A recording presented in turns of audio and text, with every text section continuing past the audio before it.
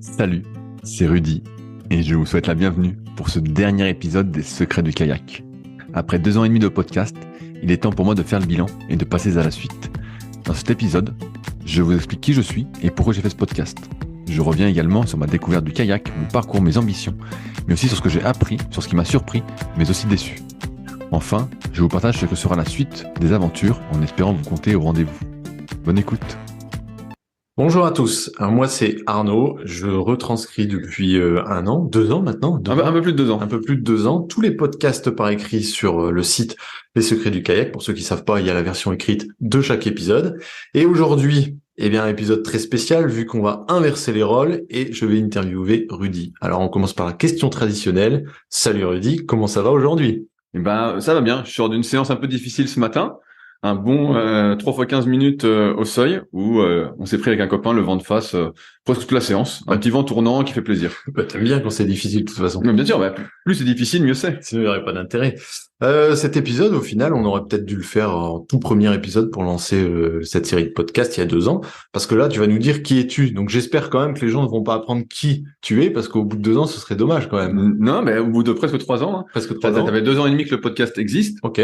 Et en fait, moi, à la base, j'ai fait le podcast et je souhaitais pas du tout me mettre en avant. Okay. Donc, j'étais un peu incognito, même si certains, m'ont découvert au fur et à mesure des épisodes et ont été voir un peu ce que je faisais à côté. Mais mon but, c'était vraiment de mettre en valeur les athlètes, étant donné que c'est un petit sport où il y a 3 fois rien. Il y a 3 fois rien. Ils sont jamais mis en avant. On sait pas qui ils sont, d'où ils viennent, comment ils pratiquent. C'est ça la naissance du podcast. C'est que toi, t'es pas pratiquant de kayak à la base il y a 5 ans, 6 ans. Ouais, quelque chose comme ça. 5-6 ans. Tu le deviens, et comme t'es quelqu'un de très curieux, dès que tu te mets dans un sujet ou un sport, t'as commencé à chercher et t'as dit, mais il y a rien du tout en fait. Et donc tu dis, c'est pas grave, je vais être celui qui va amener un petit peu de matière, un petit peu de contenu dans ce milieu. Ouais, je veux pas dire dans ce milieu, mais en fait, il y avait quelques informations. Il y avait les Échos des pôles, donc une sorte de revue fédérale qui a existé pendant quelques années, que j'avais réussi à trouver. Et depuis, il y avait rien en fait. Il y a le magazine Canoë Kayak Magazine, mais qui parle, depuis que je connais en tout cas, très très peu de courses en ligne. Et c'est vrai que moi, ce qui m'intéressait, c'était un peu comme des autres activités. Quand tu fais de la course à pied ou même de la musculation maintenant, qui s'est beaucoup démocratisé, tu as accès à beaucoup beaucoup d'informations. Et moi, j'avais plein de questions. Et pendant des années, en plus, je me suis entraîné seul, vraiment à l'arrache. Et on va en reparler après. C'était assez drôle. Et donc, en fait, je voulais des réponses à mes questions. J'avais plein de questions et je me disais, mais comment on fait? Comment je fais ci? Comment je fais ça? Comment je m'entraîne? Comment je peux progresser? Et il y avait rien. Et donc, en fait, je suis un peu parti, on va dire, à chercher les réponses à mes questions. Il y avait pas de contenu parce que là, tu me parles, si j'ai bien compris, de ce que tu as trouvé au début. C'est un peu, je vais pas être péjoratif, mais des médias un peu anciens parce qu'il y avait pas de médias modernes, c'est-à-dire vidéo, Ah non, y a contenu rien. YouTube, podcast. Tu vois, ça c'est moderne. Là, tu me parles de la lecture, des magazines. Oui, mais moi, c'est ce qui m'intéresse aussi. Je sais bien aussi. Mais non, il y avait absolument rien. Mais pour être séduisant auprès des gens, il faut du média actuel en fait. En termes de podcast, il y avait un podcast qui avait été créé par Julien Billot, qui est passé sur le podcast, mais il n'a pas fait beaucoup d'épisodes, et surtout, lui, il est très orienté slalom. Mais quand je suis arrivé, ces podcasts n'étaient plus en ligne, et c'était en anglais, donc je suis pas spécialement hyper bilingue. Okay. Donc ça peut être un peu compliqué de suivre pendant très longtemps.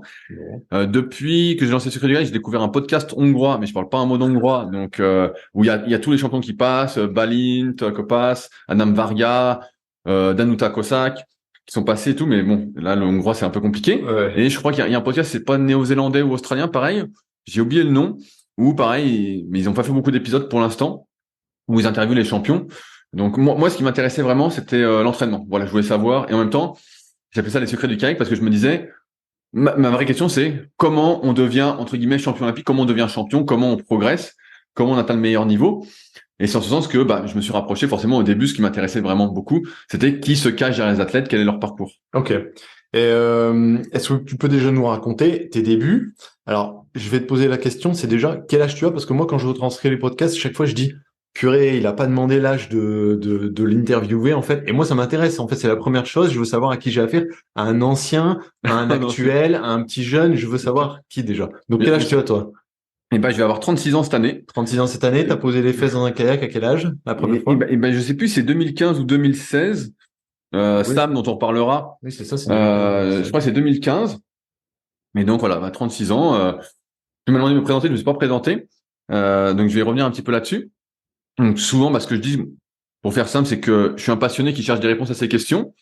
Mais plus concrètement, j'ai fondé le site superphysique.org en musculation en 2009, qui est le seul site pour les pratiquants naturels de musculation. Et c'est pratiquement le dernier site de musculation du web avec des articles, tout ça.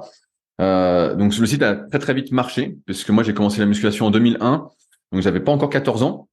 Et donc, comme pour le kayak, en fait, il y avait très, très peu d'informations à l'époque. C'est pas comme maintenant, il y avait rien. Moi, je passais mes journées gamin à chercher des articles, des nouveaux articles à lire sur des moteurs de recherche, sur tous les moteurs de recherche, parce qu'il y en avait vraiment beaucoup aussi à l'époque. Il n'y avait pas que Google, hein. Il y avait Copernic, AltaVista, Yahoo. Enfin, bon, je les ai tous, absolument tous. Beaucoup monté des petits sites, mais genre sur Multimania, Lycos, bon bref, c'était des vieux souvenirs. Et donc de fil en aiguille, j'ai commencé par poser des questions, un peu comme pour le kayak, à plein de gens qui avaient plus de vécu, plus d'expérience. J'ai acheté tous les bouquins possibles et inimaginables. Il y avait 4 revues de musculation qui existaient à l'époque. J'étais abonné aux 4. Maintenant, il n'y en a plus aucune. Donc voilà, il n'y en a plus aucune, Arnaud, si tu ne suis pas, mais il y en a plus aucune. Mais Muscle & Fitness a craché aussi. Ok. Voilà, ça n'existe plus. Et de fil en aiguille, en fait, j'ai passé un B2ES ACUMES, donc un brevet d'état haltérophilie, culturisme et musculation éducative et sportive à 18 ans. Fallait attendre 18 ans. Et à ce moment-là, en fait, j'ai eu plein de demandes pour coacher sur le net. Et donc, j'ai été le tout premier à faire du coaching à distance en musculation. Ça n'existait pas avant, c'est tout simple. Donc, avec celui qui a devenu mon associé, il m'a fait mon tout premier site qui était coach-perso.fr, qui est devenu rudykoya.com. Et de fil en aiguille, j'écrivais des articles pour plein de sites différents. Et un jour, il y a un gars pour qui j'écrivais qui m'a dit je gagne 2000 € par mois net avec les articles, avec mon site. Et je dis mais comment tu fais? Il dit vous êtes tous à m'écrire sur le site. C'était pas payé, on écrivait pour se faire connaître entre guillemets. Lui, il avait un gros site. Je dis attends, et je dis c'est pas possible. J'écris des articles et c'est lui qui gagne de l'argent et moi je gagne rien et ça me plaisait pas. Et donc c'est comme ça que j'ai aussi eu l'idée de Superphysique. J'étais passionné, je voyais que dans le milieu de la musculation, il y avait beaucoup de pratiquants dopés qui se disaient naturels. Donc c'était une autre époque. Aujourd'hui, maintenant, a priori, c'est in de dire qu'on est dopé. Bon, ça c'est un autre débat. Moi, je trouve pas ça in du tout. Je trouve que t'es un gros crétin. Mais voilà, il faut le dire. T'es une bouse. Mais et donc il y avait beaucoup ça. Et donc je voulais montrer ce qui était possible de faire naturellement, démocratiser entre guillemets ce que j'estimais être les bonnes connaissances, parce que j'avais fait plein de conneries, j'avais eu plein de blessures, j'avais accumulé pas mal d'expérience. J'étais en plus très très impliqué. Pour ceux qui me connaissent, un peu comme dans le kayak, peut-être même plus à l'époque parce que je travaillais beaucoup moins. Et donc l'idée de Superphysique est venue de là. Donc j'ai écrit des articles et j'en écris encore maintenant sur Secret du kayak pour ceux qui suivent. Mais j'ai écrit des milliers d'articles sur le site Superphysique. J'ai été le premier à filmer les exercices en vidéo. Ça n'existait pas avant. Avant c'était des photos d'exercices. Donc c'était les premiers. J'ai été le premier à faire des podcasts en musculation en 2010. Les vidéos, ça date de 2007. Donc je pense qu'il y a personne qu'on a fait avant. Peut-être Michael Gundil, peut-être 2006, je sais pas. Mais voilà, on est dans les premiers à chaque fois. Et de fil en aiguille, ça m'a amené, je vais résumer ça rapidement, à donc coaching, à écrire des livres, donc des e-books, à faire des formations en ligne, à écrire des livres qu'on peut retrouver par exemple à la Fnac, chez Cultura. Aujourd'hui, j'écris encore des livres et je les envoie chaque semaine. Musculation et nutrition. Et nutrition, bien sûr. Donc, il y a le guide de la prise de masse naturelle, le guide de la sèche naturelle, qui sont des gros bouquins que j'auto-édite et que j'envoie chaque semaine. Il y a une marque de compléments alimentaires, Superphysique Nutrition. Donc, surtout, une marque, on va dire, pour améliorer sa santé. On a beaucoup de compléments alimentaires bio. On est surtout spécialisé sur le végétal. C'est marrant, on est pareil. On a été les premiers à faire une protéine végétale bio en tant que marque. Et en fait, maintenant, tout le monde en fait. Tout le monde en fait. Bon, pas la même, mais il y a pas mal qu'en font. Une application. Il y a une application, donc SP Training, qui est une sorte de codification que j'ai pu mettre en place à force d'entraîner des milliers de personnes. Quand je dis ça peut paraître beaucoup, mais vraiment, j'ai suivi des milliers de personnes de manière hebdomadaire au fur et à mesure des années. T'as pas donné l'année, mais c'est 2006. 2006, le site de coaching. Voilà. On est quand même en 2023. Voilà, donc là, voilà. Ça passe. Je veux pas te faire mal, mais... c'est parce que j'oublie. En fait, quand tu te regardes pas dans la glace, tu sais pas que tu vieillis. C'était pas toi, mais moi, en fait, j'ai toujours l'impression d'être bien. Et puis, en fait, c'est juste, quand je m'entraîne vraiment à fond, je sens que j'ai une fatigue et je sais que j'ai vieilli. Ouais. Alors qu'avant, j'avais moins. Je te rassure, à mes yeux, tu vieillis pas. Ouais, mais t'es plus vieux. Forcément, tu es plus vieux.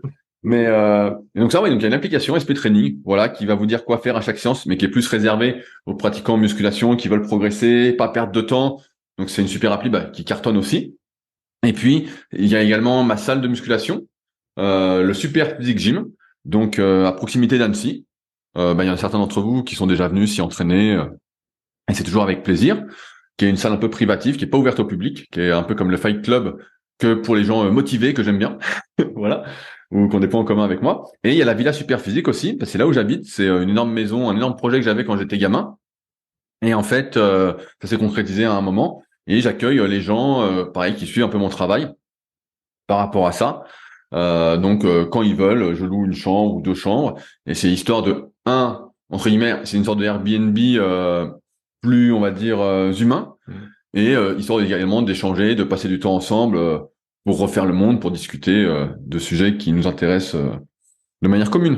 Ok, tu nous as expliqué tout ton passé professionnel, essentiellement, ton travail depuis bientôt 20 ans. Ouais, presque 20 ans. Mais en termes sportifs, toi, au niveau sportif, est-ce qu'on peut dire, on y reviendra après plus loin dans l'interview, mais est-ce qu'on peut dire, pour que les gens se situent parce qu'ils se rendent pas compte, ton investissement ces 20 dernières années en musculation était qualifiable d'un investissement de sportif de haut niveau? Ouais, pratiquement. C'était pratiquement ça. Hein. Mais en fait, dans le milieu de la musculation, quand on est vraiment motivé, alors maintenant c'est démocratisé, donc c'est plus vraiment comme ça. Mais nous, on était une bande de passionnés quand on a créé aussi Superphysique. Et tout le monde était comme ça. C'était une alimentation presque millimétrée. On faisait tout ce qu'on mangeait. L'entraînement, c'était pratiquement tous les jours. Moi, j'ai même été jusqu'à 2 fois par jour pratiquement. C'est ce que j'allais dire en termes de volume horaire à la semaine, ça représentait plutôt pas mal. Ouais, parce qu'une séance de muscu, alors c'est pas la muscu classique qu'on peut faire en kayak.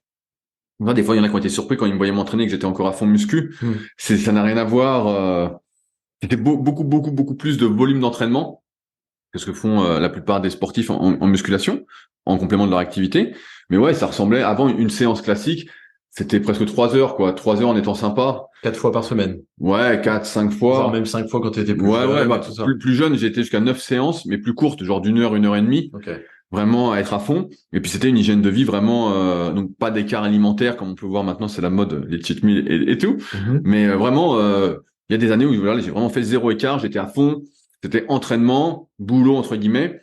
Après, je peux pas dire que j'étais professionnel parce que j'ai certes atteint un bon niveau naturellement, mais j'étais très loin des pratiquants justement professionnels qui étaient dopés comme ce qu'on appelle Monsieur Olympia. Il y en a qui doivent connaître Ronnie Coleman, c'est ma génération. Mais ouais, c'était un investissement très professionnel. Et mais après, moi, j'ai toujours été très impliqué dans ce que je fais en athlète quand je faisais de l'athlétisme auparavant. J'étais un peu comme ça aussi. Je dévorais tout. J'étais motivé. Des fois, il pleuvait, j'étais le seul gamin à s'entraîner avec l'entraîneur. Il y avait personne. Donc pour moi, j'ai grandi comme ça. Et tous les bouquins que j'ai lus sur la muscu de ceux qui réussissaient dans les années 80-90, et c'était pareil. En fait, ils étaient énormément impliqués. En fait, c'était tu lis Jean-Luc Favre devenait champion du monde de bodybuilding. T'as compris, le gars, il s'investit. Tu lis les mecs des années 80-90, pareil, les mecs, ils sont à fond, la diète, tout. Il y a pas d'histoire de je suis bien en mangeant des pizzas. Non, il y a personne qui fait ça. Bien sûr. Et un jour, en 2015 ou 2016, mais 2015, je crois. Je sais plus. Ouais, dans notre salle à Annecy, on a un gars qui fait un peu touriste, un peu touriste. C'est important d'entendre ça. Peut-être qu'il sera là cette semaine. Il paraît qu'il va peut-être venir. C'est vrai. Non, mais pas dans le sens péjoratif, mais tu vois, il s'entraînait pieds nus, il avait des shorts, il était tranquille, tu vois, il était cool, super bien charpenté, et il dit, moi, je reviens du Canada, je crois. Voilà, il est revenu du Canada. Je suis dans le kayak, et puis, au début, ça te saoulait même, il bassinait avec ça tout le temps, il disait, viens essayer, et toi, complètement allergique, parce que là, on parle de que t'es dans le kayak, mais c'est quand même marrant, parce que on parle d'un gars qui, pendant 20 ans, s'est investi dans un sport enfermé dans une salle. Bien sûr. À l'opposé de maintenant, du kayak, c'est un sport de plein air. T'as pris un virage à 180. En fait. Non, alors l'histoire du kayak, elle est marrante. Moi, j'aime bien. Donc c'est Sam à qui on passe le bonjour. Donc Samuel Way, qui est entraîneur à Laval actuellement. Okay. Et en fait, effectivement, il débarque à la salle, qui était un peu moins privée que maintenant. Et il vient taper. Il dit voilà, j'aimerais m'entraîner en muscu, cherche une salle, tout ça. Et puis bon, on s'entraîne ensemble finalement parce qu'on était à peu près du même niveau. J'étais un peu meilleur en force, donc jusqu'à des séries de 20 reps, j'étais bien meilleur. Puis dès que ça dépassait 20 reps, c'était une machine. Il y avait une caisse incroyable. Ouais, c'est vrai. On faisait des tests même sur le watt bike ou sur le rameur. Jusqu'à 1 kilomètre sur le watt bike, j'étais devant. Et puis, un coup, on avait fait un 10 km sur le watt bike. Et puis, il m'avait foutu 3 minutes, quoi. Je dis, oh putain. Mais par contre, dès que c'était court, j'étais beaucoup plus explosif, beaucoup plus nerveux. Voilà. Et lui était plus résistant. Et donc, il arrive à la salle, on discute, on s'entraîne, tout ça. Et puis bon, on sympathise bien. Puis à chaque fois, il me disait, viens faire du kayak, tu vas voir, c'est bien, tout ça, le kayak. Et donc moi, j'y connaissais absolument rien en kayak. Et à chaque fois, on se marrait parce qu'on était en plein hiver, tu sais, on avait ouvert en septembre. Et puis, je sais plus quand ça en parlait en novembre ou décembre. Et je dis non, mais attends, il fait froid dehors. Parce qu'on est à Annecy quand même. Hein. Ouais, non, mais bon, je dis il fait froid. Je dis bon, le kayak. Et pour moi, le kayak, c'était Tony Estanguet. Voilà, c'est ça. C'était et Tony Estanguet, c'est du canoë de slalom. Mais bref, c'est. Tu voyais les photos dans les rapides, dans le casque et tout ça. Dans les trucs. Et je me disais mais attends, c'est pas du tout moi. Moi, j'aime bien contrôler les choses. Moi, j'ai toujours été dans le contrôle. Tu vas pas aller dans un environnement totalement hostile, quoi. Non, c'est pas hostile. Une rivière. Non, mais la rivière que tu t'en faisais, en fait. C'était quelque chose d'incontrôlable. L'idée, ouais. C'était quelque chose d'incontrôlable et je me disais, putain, mais c'est hyper dangereux ton truc et tout. Enfin, moi, je disais, mais non. Et donc, à la salle, on se marrait quand il nous racontait ça. Je disais, mais qu'est-ce que tu racontes et tout. Et j'ai pu, un coup, il repart au Canada. Donc, on s'était entraîné vraiment à fond ensemble pendant des mois et des mois. On était toute la journée ensemble, on n'arrêtait pas, quoi. Et il va faire une mission au Canada, je crois au club de Sherbrooke, en course en ligne. Et il rentre, il me dit, j'ai une vision, faut qu'on fasse du kayak. Il me dit, on va faire, et c'est drôle, c'est des anecdotes qui sont assez drôles. Il me dit, on va faire les championnats de France de course en ligne en K2 200 mètres. Mon équipage. Mon équipage. Je dis, mais attends, Sam, je dis, qu'est-ce que tu racontes et tout. Et puis, je dis, ah, écoute, comment ça s'appelle? Je vais regarder. Et puis, je tape kayak course en ligne et je vois les vidéos et je dis, ah, en fait, faut bourrer. Et puis, je vois ça se fait sur eau plate, quoi. Voilà. Et puis, je voyais que techniquement, ça avait l'air compliqué quand même. Je me dis, oula, les mecs vont vite et tout. Et forcément, quand les gens maîtrisent, en plus, ça a l'air facile. Et bref, je dis, ah, en fait, faut bourrer comme un fou. Il me dit, ouais, c'est bien pour les bourricots comme nous, quoi. Tu vois, il me dit un truc du style, et parce qu'en muscu, c'était un peu ça. Une fois que tu avais la technique, fallait bourrer comme un malade. Et, je dis, bah, pourquoi pas. Et donc, on va au club d'Annecy. Il y avait une journée porte ouverte. Et donc, moi qui suis assez, comment on peut dire, je veux dire marrant, drôle, ouais. C'est pas atypique. J'arrive au club et je dis, bah, nous, on vient pour préparer les Jeux Olympiques. Mais j'ai jamais monté dans un kayak. Je dis ça, donc Sam, il savait plus où se mettre. Il était à dire, oh, putain, qu'est-ce qui se passe et tout. Et donc, on monte dans un K2 en plastique. Vous savez, un K2 mer plastique. Ok. Et donc, on fait un petit tour et tout. C'est pas, peut-être 1 heure. Et je dis, ouais, bah, je dis, c'est pas mal. Je dis, pourquoi pas. Et donc, il me dit, bon, bah, on peut en discuter. Donc, on bouffe un coup ensemble. Et il me dit, je dis, bah, voilà, j'ai regardé. Je dis, pourquoi pas, Sam? Je dis, on peut essayer. Je voyais que c'était un geste naturel pour moi, quoi. Je voyais qu'en tout cas, du haut du corps, c'était naturel. Et je lui dis, bah, combien de fois faut s'entraîner? Je dis que 2 fois par semaine, parce que moi, je faisais encore la muscu à fond, 5 fois. Et puis t'étais motivé. Toi, tu vivais muscu. Voilà. C'était le début, en plus, où j'ai créé les compétitions avec la salle, le club Super Physique, qui a été un projet que j'ai fait, on n'en a pas parlé, mais bref. Le club Super Physique, où il y avait les compétitions. Et puis, on venait d'installer notre vie depuis 2 ou 3 ans sur Annecy. C'était un nouvel essor. Ça reprenait. On avait notre salle. Ça partait, quoi. Bien sûr. Et donc, je lui dis, bah là, je peux faire 2 séances. Et donc, on avait été au club de Sévrier, où je suis licencié actuellement, donc à côté d'Annecy, parce qu'ils ils nous laissaient la possibilité de nous entraîner quand on voulait. Voilà. Alors qu'à Annecy, bah, en fait, c'est aussi un des trucs, on en reparlera peut-être après, où j'ai vu beaucoup de limites, en fait, quand tu veux démarrer le kayak et que tu as une trentaine d'années. En fait, personne veut de toi ou presque, dans ce que j'ai vu. Personne ne veut t'apprendre. À Annecy, en tout cas, c'était pas possible. Okay. On voulait pas m'apprendre le kayak. J'ai demandé des cours, des créneaux, des trucs. On me disait, bah voilà les créneaux. Et je dis, ouais, mais attendez, je dis, ça, c'est pour les gens qui travaillent pas. Et je dis, moi, comment je fais? Puis à l'époque, il me disait, bah voilà, tu peux venir de 8h à 10h le samedi et le dimanche matin. Et moi, à l'époque, 8h, tout ça, c'était inconcevable. J'étais là, mais attendez, à 8h, l'hiver, vous avez vu le temps et tout. Je dis, il n'y a pas 14-16 ou, je sais pas, il y a pas un truc, et pareil, c'était le mercredi après, mais il dit, mais les autres jours, bah non, il y a pas. Et donc, bref, on a été à Sévrier. On a été hyper bien accueillis par, Yann et Cécile, qui sont encore au bureau du club. Et puis, ça a été, repris, par des copains, c'est un peu plus orienté, course en ligne. Bref. Et donc, on s'est entraîné. Et donc, en fait, on n'a jamais fait 2 fois par semaine. En fait, dès le début, on a fait 4-5 fois par semaine. Des fois, on restait la journée à Sévrier. Il arrivait le matin chez moi en vélo, Sam. À l'époque, il n'y avait pas de bagnole. Et donc, on n'habitait pas très loin. Il arrivait. Donc, je finissais de bosser sur l'ordi.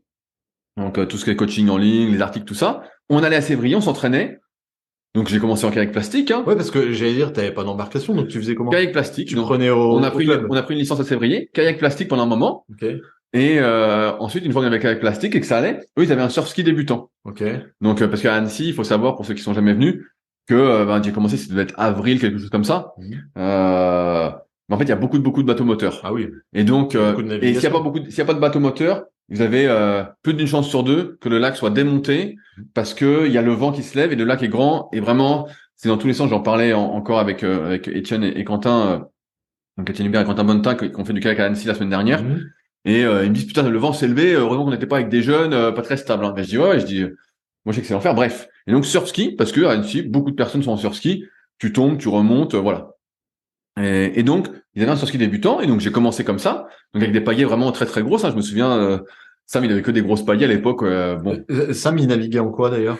Bah, il faisait comme moi. Ah, il faisait comme toi? Il était en plastique et tout. Il était Ok. hyper patient quand même, hein. Il s'est fait chier la Ah oui, bite. j'avoue, parce que... Après, il a remis son bateau de descente et donc il ramait en bateau de descente. Ok. Il payait en bateau de descente, mais qu'il avait fabriqué lui-même. Mais donc ouais, pendant un moment, on était là.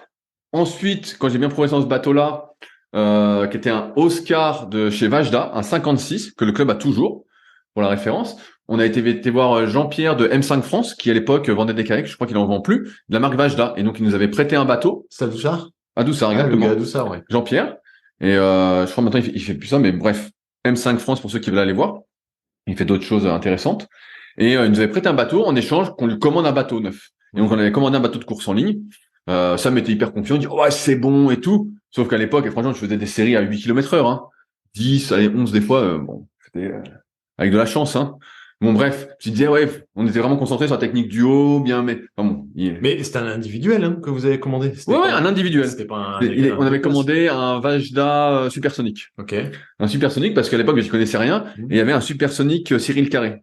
Donc Cyril que j'espère avoir bientôt sur le truc. Et je vois Cyril Carré et ça me dit ah mais c'est un Français et tout. Il était champion du monde, blablabla. Et je dis bah voilà, bah, c'est ce qu'il nous faut. Bah ouais. Donc on avait fait un design et tout avec mon webmaster graphiste de l'époque, Richard. On lui dit bah fais-moi un beau graphisme pour le bateau, tout ça. Donc on commande et en échange on avait un surfski, un Vajda Aux 43. En attendant, voilà, on a dans le truc. Okay. Tu nous avais dit bah en 6 semaines vous l'avez, c'est bon. Moi j'y connaissais rien donc je disais oh, bah pourquoi pas. Et donc j'étais jamais tombé en kayak. Et je me souviens première séance, on fait un Vajda Aux 43, je monte dedans.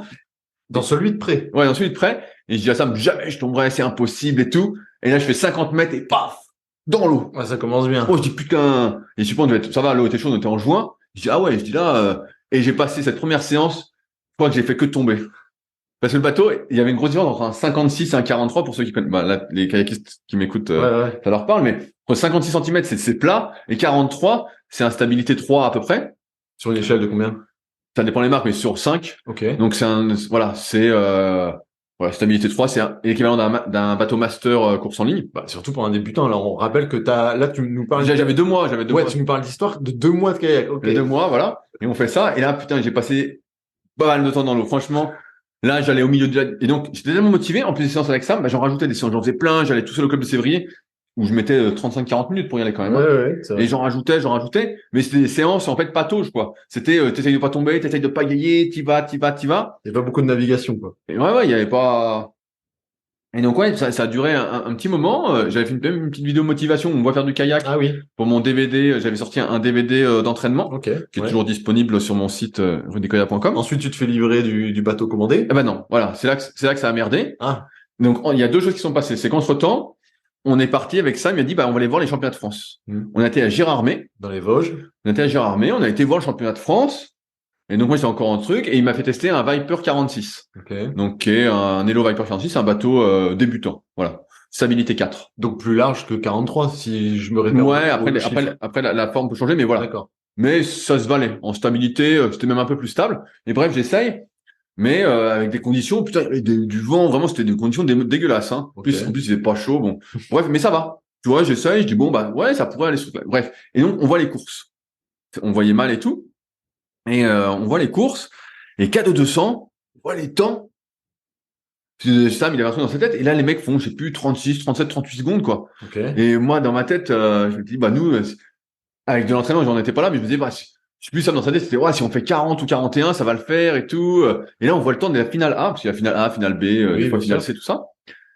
Et là, on prend quand même une claque. Je dis Sam, je dis t'as beaucoup misé sur moi. Je dis là quand même, on se dit pas ça comme ça, mais on voit le truc. On dit ouais, ça va vite, ça va vite. Et on devait recevoir le bateau. L'idée, c'était de recevoir le nouveau bateau de course en ligne. Donc il y a une stabilité Vajda, souvent c'est 1,52 en stabilité. Voilà, c'est pas un 1 comme un Nelo. Les nouveaux Nelo, je sais pas, mais voilà, c'est un Nelo 7 ou un Nelo Tinko, c'est ça. Et on reçoit pas le bateau. Donc on appelle le gars, on dit, et c'est pas de la faute de Jean-Pierre en fait, mais bon, lui, Vajda lui avait dit 6 semaines, et en fait, au bout de 6 semaines, on n'a rien. 7 semaines, on n'a rien. 8 semaines, on n'a rien. 9 semaines, on n'a rien. Il y avait les championnats du monde à Milan. Il dit, bah, allez à Milan pour le récupérer le bateau. On lui dit, bah non, on va pas aller à Milan récupérer le bateau. Et en fait, s'il avait été à Milan, bah, on l'aurait eu la semaine d'après, tu vois. Et au bout de 2 semaines, on l'appelle, on dit, bah, c'en est où? Et là, il dit, bah non, il y a pas le bateau. Non. Mais je dis, bah écoute, je dis, nous, il nous le fallait là. On est en septembre. Si j'ai pas monté le bateau de course en ligne, prendre des gamelles. Ça. Et donc, je suis obligé de lui rendre le bateau. Donc j'ai plus de bateau. Ok. Et ça, en même temps, on trouve un boulot. Bref, on se prend aussi un peu la tête. L'histoire s'arrête là. Ouais. Et donc là, j'ai plus de bateau, j'ai plus rien.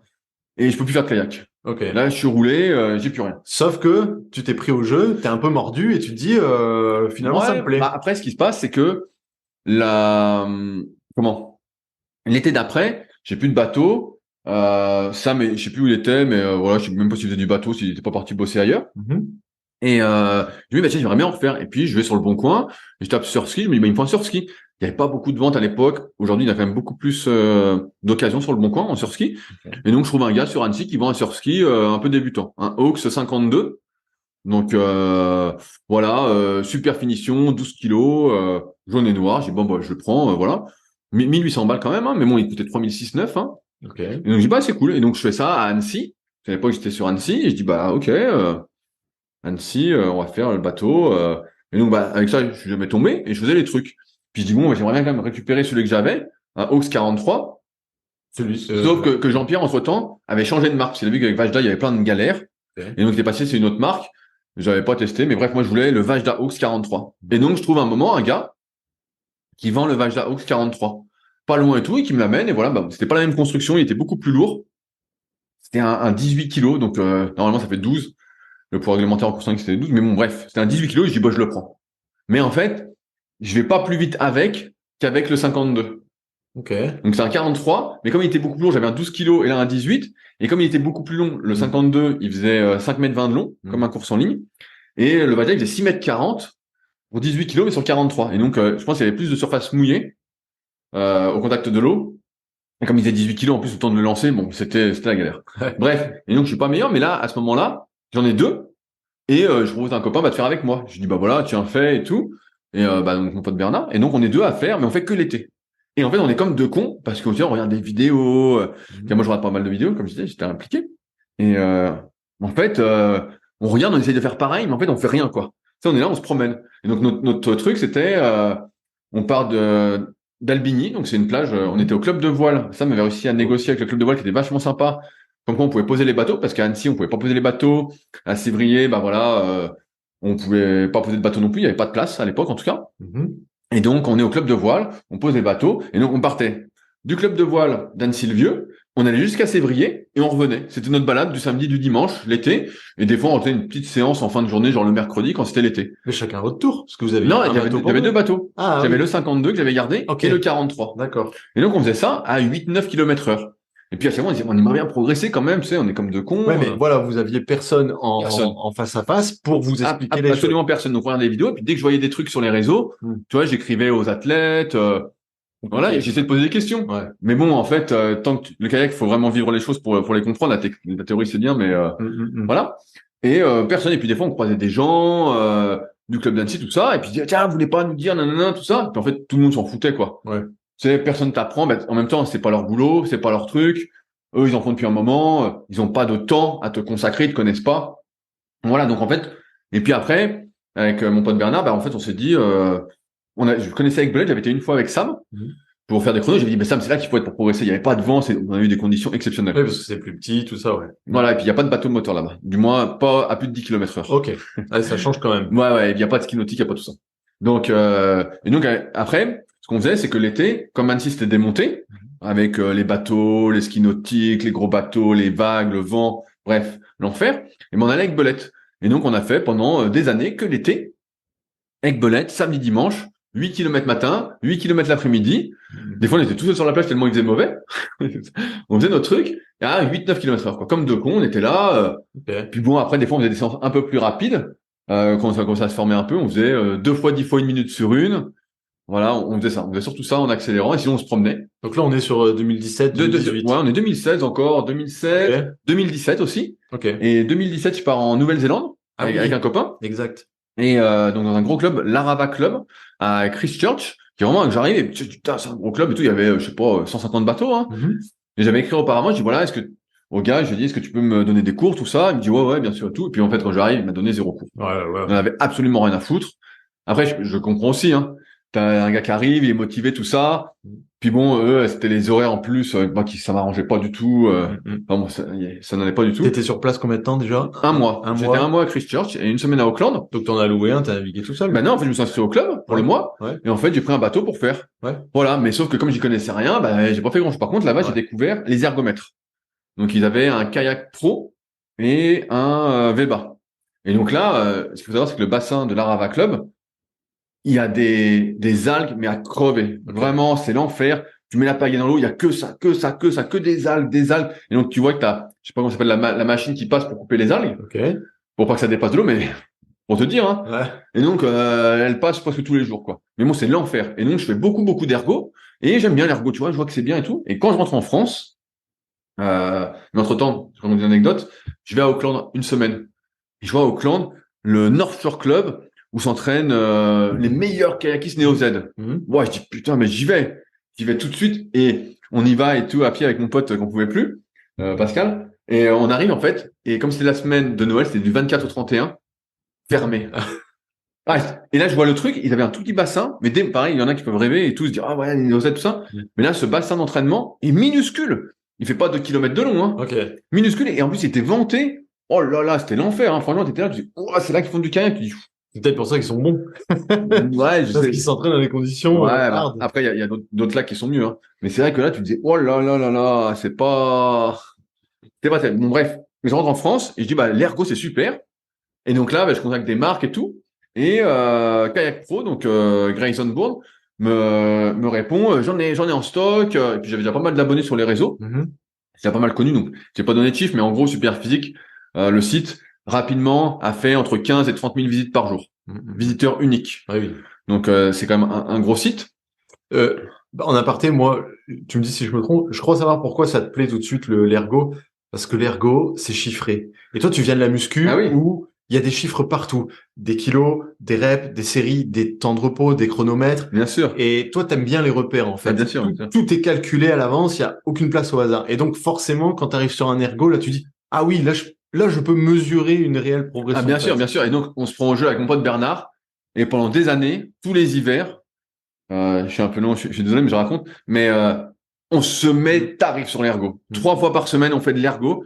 Donc, comme j'ai expliqué dans l'article, tout sur les ergomètres en kayak, sur le site secret du kayak, mon premier article que j'avais fait sur le site, et ben en fait, on avait 3 séances un peu différentes. On avait le 5 fois 10 minutes récup 1, à fond. Ben, c'est pas compliqué, il passait avant moi, donc moi je devais faire mieux. On n'a pas le même réglage de pagaie, tout ça, donc moi normalement c'est un peu plus dur, mais bref, il passait. Ensuite, on avait 2 fois 10 fois 1 minute sur 1, donc on se dépouillait, voilà, pareil, il y avait ça. Et après, il y avait le 10 fois 1000. 10 fois 1000 récup 1 ou 1,30. Voilà, on faisait ça, c'était 3 séances de la semaine. Et des fois, si vraiment il faisait pourri, on pouvait faire une autre séance. Voilà, c'était la mort, on faisait des 500 mètres, récup 1, et je sais plus, on faisait genre 2 fois 8 fois 500 récup 1 à la mort. Pareil, que des trucs tarif. Et l'été, on remontait, on faisait notre petit tour, mais on trouvait personne, vraiment personne. Et donc, on pataugeait à 8-9 km/h. Des fois, je voyais sur Instagram des gens de l'équipe de France qui étaient avec Belette. Donc, j'écrivais tout de suite, vous êtes... Personne ne me répondait, ou me répondait trop tard, mais souvent on me répondait pas. Déjà pareil, peut-être dans les messages, dans les spams ou les trucs invitations. Et donc en fait, on était comme deux cons, quoi. On était là à 8-9 km/h, voilà. Et puis après, il y a eu le confinement, et donc là, il faisait super beau. On était notre rythme, hein. Franchement, l'hiver, 3 séances d'ergo, des fois que 2, mais voilà, 2-3 séances d'ergo à la mort. Et l'été, on faisait au moins 2 séances samedi, dimanche. Et on faisait des fois le mercredi, mais à Annecy. Et des fois, si Annecy c'était bien, voilà, on restait à Annecy. Donc, mais c'est sûr que vous étiez très motivé parce que c'est combien de temps de route de chez toi à Aiguebelette? Et c'était 45 minutes. Parce qu'à chaque fois, je vous dis, les gars, quand même, vous êtes déter parce que faut faire la route à chaque fois pour un truc qui est juste un loisir. Juste une passion. Surtout, on faisait du 8-9 km/h, on faisait une séance, on arrivait très tôt. Ensuite, on faisait la sieste sur la plage parce qu'on était mort, on s'était levé genre à 6h30 parce qu'on voulait y aller vraiment très tôt pour pas être emmerdé avec les bouchons, tout ça le week-end. Et donc, on faisait la sieste, et après, on faisait la séance, et on rentrait chez nous, il était 15h, mais on était mort. On était rincés. Puis à Annecy, il y avait un peu de monde qui naviguait, mais c'était un peu aléatoire pour nous. On n'arrivait pas souvent à se mettre avec eux. Mais déjà, personne pour t'expliquer de visu pas d'école de pagaie, rien de tout ça. Ah non, rien, ouais. Donc forcément, c'est dur de progresser. Et en plus, ça fait écho à une vidéo que tu as fait là cette semaine, ça m'a fait rire, en musculation, donc rien à voir. Mais comme tu l'as dit dans ta vidéo la dernière fois, si t'es 6 mois de l'année sur l'eau, mais après tu refais un cycle de 6 mois sans naviguer, c'est compliqué après quand tu retombes dans l'eau la première fois au printemps en fait. Bien sûr, mais en fait, c'est pas la même technique sur l'ergot voilà. que sur l'eau. C'est surtout que nous, avec Bernard, on faisait que l'ergot, donc on avait la technique de l'ergot. Oui, c'est bien. Maintenant, ça va. Maintenant, on arrive à retransmettre la technique sur l'eau, sur l'ergot. Mais à l'époque, on avait la technique de l'ergot, donc un geste très ample, vraiment le plus long possible, parce que plus tu tires longtemps sur l'ergot, mieux c'est. Plus t'emmènes la corde. Donc c'était pas du tout le même geste. Mais ouais, on progressait pas. De toute façon, on savait pas comment progresser. On paillait au pif. On voyait les vidéos. Tu sais, on n'arrivait à rien voir. On savait pas ce que c'était la main sup, quelle hauteur pour la main sup, où on met la pagaie, est-ce qu'on pousse sur les pieds, on se serre des jambes, on se serre pas des jambes. Moi, je mettais même pas les pieds. Je dis souvent, je mettais pas les pieds. En fait, le bateau, il bougeait, puis je faisais que le haut du corps, en fait. Mais ça, en fait, je comprenais pas que, fallait que tu connais, personne m'avait expliqué. Et ça, tu trouvais pas la ressource même écrite? Des vieux manuels? Non, il y avait rien, C'était impossible. Bah, en fait, tu comprends pas. On te parle d'appui, on te parle de transmission. C'est chinois, comme je te dis, c'est vraiment de la pratique, tu comprends rien. Et t'as pas pensé à un moment prendre un coach dans un club ou... Ben, en fait, il y avait pas. En fait, tu peux pas payer quelqu'un et puis dire non. Non, parce que, comme je te dis, le club d'Annecy voulait pas nous apprendre. Voilà. Sévrier, il s'est surtout tourné sur la rivière à l'époque, donc il y avait personne, pas de prof non plus. Avec Belette, on était tout seul. Des fois, on voyait un kayak se passer avec Bernard. Et puis, en fait, il passait trop vite, quoi. Voilà. On faisait le salut et puis paf, il faisait son truc. Donc, en fait, si je comprends bien, il y a eu 5 ans, on a fait de l'ergot, on s'est développé quand même une caisse. Et c'est notre point fort quand même, à tous les deux. Et c'est mon point fort aujourd'hui, c'est que je crève pas. Je peux tenir au train, voilà. Je pense que c'est mon gros point fort. Mais, après, sur l'eau, on était à 8-9 km/h, voilà. 9 km/h s'il n'y avait pas de vagues, 8 km/h s'il y avait des vagues, voilà. Mais il n'y a pas de business, en fait, c'est où t'es jeune et tu commences par le milieu associatif, le milieu club, ou c'est tout. Parce que quand t'es adulte, il n'y a pas de porte d'entrée, en fait. Il doit y avoir des clubs qui font. Oui. Mais, moi, de ceux que j'ai connus, il n'y a pas. En fait, tu es roulé. T'es là comme un con et tu peux rien faire. Tu peux rien faire. Et donc, le déclenchement, qui fait qu'on a commencé, c'est qu'un coup on faisait du kayak, donc après le confinement, on va avec Belette. On dit allez c'est reparti. Et on y va, et un week-end, on finit une séance et il y avait un gars qui rangeait son kayak, et je vois un kayak de course en ligne. Puis bon, moi je suis assez avenant, j'aime bien poser des questions, tout ça. J'y vais, ah mais c'est un kayak de course en ligne. Je dis mais c'est instable ton truc. Le mec il dit non, ça va, c'est un Vajda infusion. Et il dit non, et je dis ouais, je dis on t'a vu faire des séries et tout, t'allais vite tout ça. Et nous on lui dit bah voilà, nous on vient 2 fois par semaine, on y allait que le week-end à l'époque. Parce que le mercredi on faisait soit sur Annecy, soit on faisait de l'ergot sur la terrasse en plus là, à la Villa Superphysique. Et on se mettait au soleil, on faisait de l'ergot comme de cons. Parce que comme tu disais, 45 minutes aller, 45 retour, et Annecy c'était démonté dès qu'il faisait bon bref. Et on lui dit bah voilà, nous on vient tous les samedis dimanches. Et donc on commence. Il dit bah je vais faire avec vous, comme ça on sera 3. Puis il y avait un 4e, Florent, qui était là, qui faisait aussi avec nous. Donc bref, on fait les séances et pendant 1 mois, on fait les séances que nous on fait. 5 fois 10 minutes récup 1 le samedi et 2 fois 10 fois 1 le dimanche. C'est nos séances. C'est ça les séances, il n'y a pas d'histoire tout ça. Et puis à un moment, tu vois, je sais pas, au bout d'1 mois ou 6 semaines, ils en ont marre les deux quoi. Ils sont là, ils disent, oh, c'est quoi les séances, c'est toujours les mêmes. En plus c'est toujours à fond. Et donc Christophe, il nous dit bah attendez, moi j'ai déjà entraîné tout ça au kayak, donc nous ne savait pas trop quoi. Il dit je vais faire un petit programme quoi, à 3 séances semaine, voilà, un petit truc comme ça. Et donc bah là, c'est là qu'on a vraiment mis le pied à l'étrier, parce que Christophe Herbin, en fait, il avait été entraîneur. Moi, je connaissais rien. Il avait été entraîneur pendant très très très longtemps. À Vernon, il avait été responsable d'un comité régional, si je dis pas de conneries. Bref, donc lui, il connaissait et il était passionné. Le coup de chance, quoi. Tomber sur lui, le coup de chance. Quoi. Ah ouais, c'est le coup de chance. Et vraiment un passionné. Donc j'ai interviewé plein de personnes. Et j'ai pas vu plus passionné pour l'instant.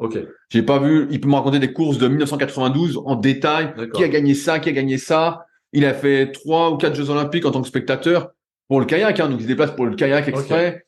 Donc il est à fond. Donc c'est un gars qui habite dans le coin et qui habitait à 5 minutes d'Aiguebelette. Et qui naviguait à Aiguebelette régulièrement. Voilà. Et donc il fait les séances et puis il nous fait le programme. Et puis surtout, on fait des séances un peu techniques. Tu vois, il nous dit voilà, c'est comme ci, fais comme ça. Et c'est là qu'on comprend par exemple. Il nous dit là on va travailler l'appui. Et nous on était là, c'est quoi ? Il dit voilà, là quand tu mets la pagaie dans l'eau. Au début, il nous dit, je peux citer ça comme ça, mais tu pousses sur le pied en même temps, tu connectes en même temps. Et là, on fait ça, on voit que d'un coup, on accélère. On dit, ah ouais, putain, incroyable. Et nous, on faisait des séances comme ça, et d'un coup, sur cette année-là, on s'entraînait genre On avait un peu progressé peut-être avec l'ergo, on faisait peut-être les 10 minutes à 10 km/h. Parce que bon, sur l'ergo, on avait quand même bien bourré. Et là, d'un coup, on passe à 11. On passe à 11. Si on fait que de l'appui, on ralentit la cadence. Il dit, mais ralentissez, mettez plus de force et tout, parce que nous, on est de la muscu, donc on était habitués à forcer, quoi. Et on arrive à faire des séances comme ça à 11,5. Donc tout cet été-là, 2020, on a une énorme progression. Vraiment, progresse comme des malades, quoi. Vraiment. Et donc on est en surski, parce qu'entre-temps, j'avais racheté aussi un autre surski, parce que Bernard avait progressé. Et je disais, bon, bah moi, je vais en racheter un autre, comme ça, on aura deux kayaks un peu élites, quoi. Deux surski, en tout cas, confirmés. Donc je lui laisse mon 43, et moi, j'achète un V14. Mais le V14 était un peu petit pour moi, donc finalement, je le laisse à Bernard. Et on bourre comme des fous, mais comme des fous, comme des fous. Et donc un petit groupe se constitue avec Belette. Donc Christophe, Florent, moi, Bernard.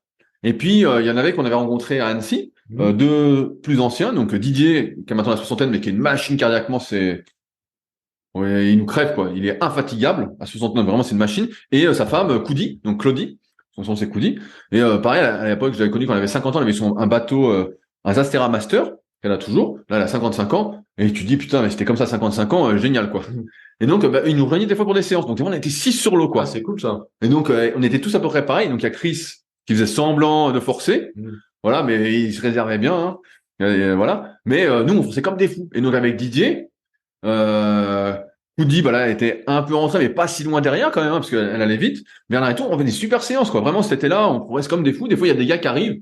Et forcément, Christophe, bah, il les connaît tous dans le milieu, parce que lui, en fait, ça fait, on fera un podcast ensemble, je pense, mais il est dans le milieu depuis 40 ans, quoi, même plus. Donc, il connaît tout le monde, il s'entraînait à Lyon à la grande époque, avec tous les gars qu'il y avait, avec Yves Masson, avec Antoine Gucci, avec les frères Crochet, avec JP, il s'entraînait avec tout le monde, avec Fred Ribeiro, tout ça, bon, bref, il s'entraînait avec tout le monde, donc il connaît tout le milieu.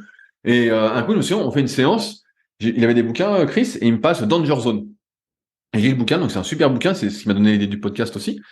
C'est en fait des interviews des meilleurs kayakistes et séistes de descente des années 80. C'est un peu l'épopée belle de la descente. Il y avait vraiment beaucoup de monde, un truc de fou. Et les Français, comme maintenant aussi, hein, étaient, il y avait beaucoup de champions du monde. Et on fait une séance à coup, et là que vient Claude Bénézy.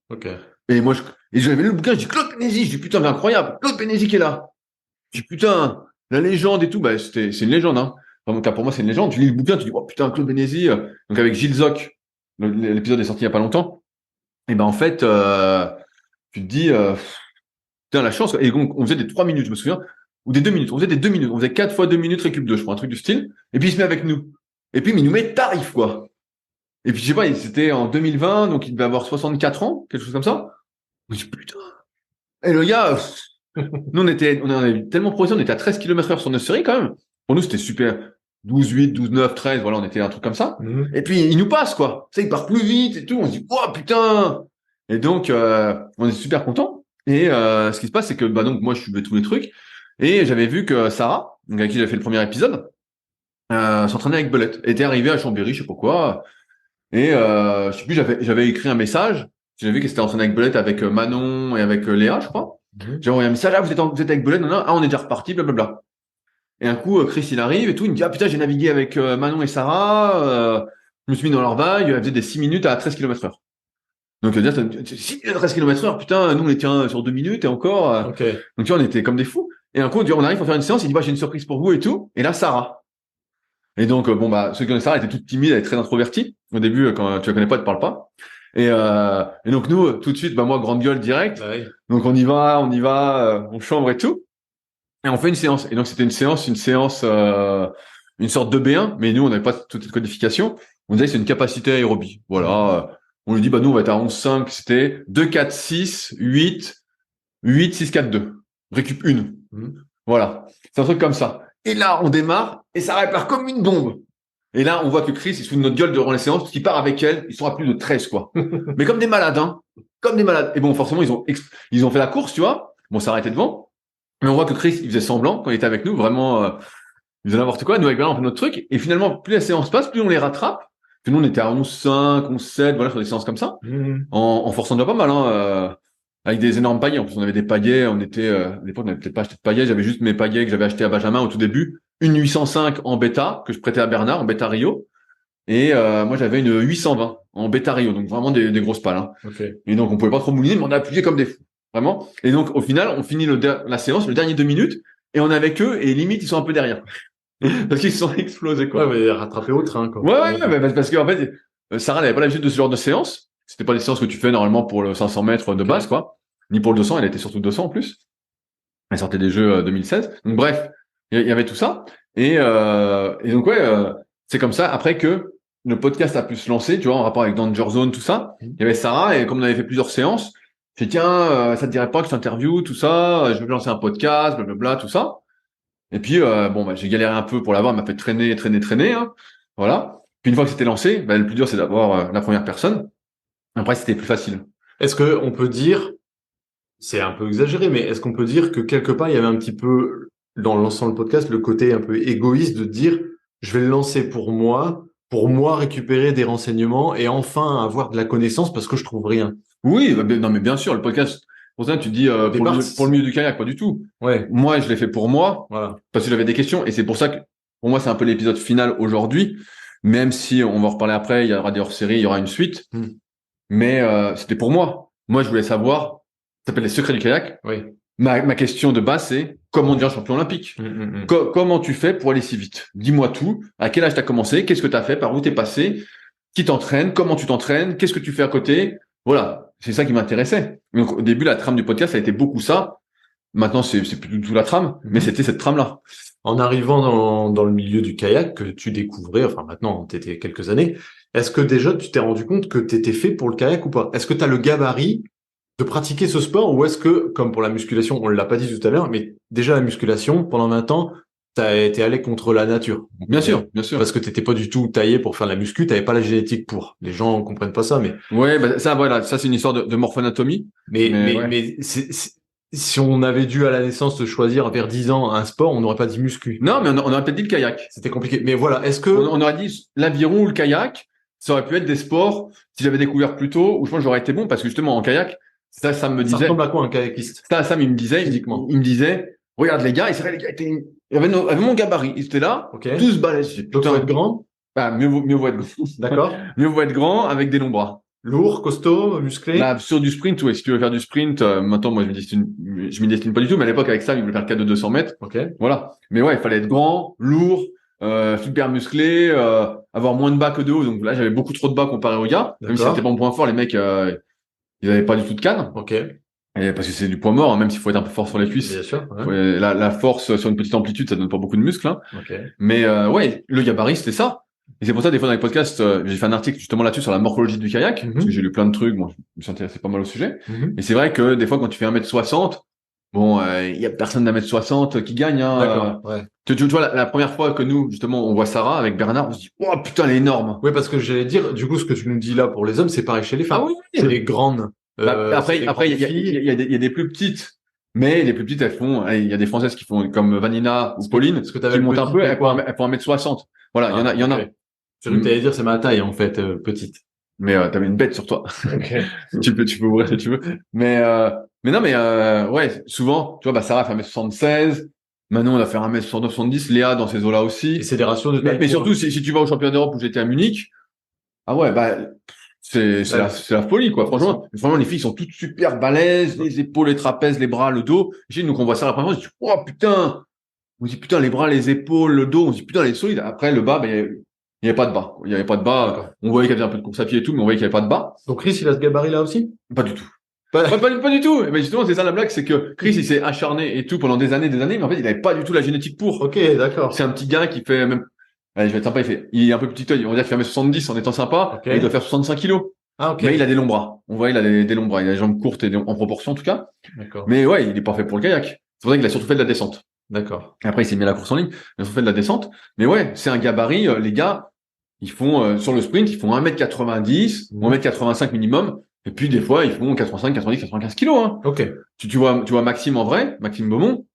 Il balèze, le gars, hein. Tu te dis, oulala, tu te dis, lui, il va, quoi. Et comme tu dis, avec une grande envergure. Ah ouais. Faut pas avoir les bras courts, quoi. Bah, mieux vaut avoir les bras longs. Après, t'as des exceptions. Oui. Mais bon, la vérité, c'est que si t'es grand, avec un long buste, bah, tu voyais Sam.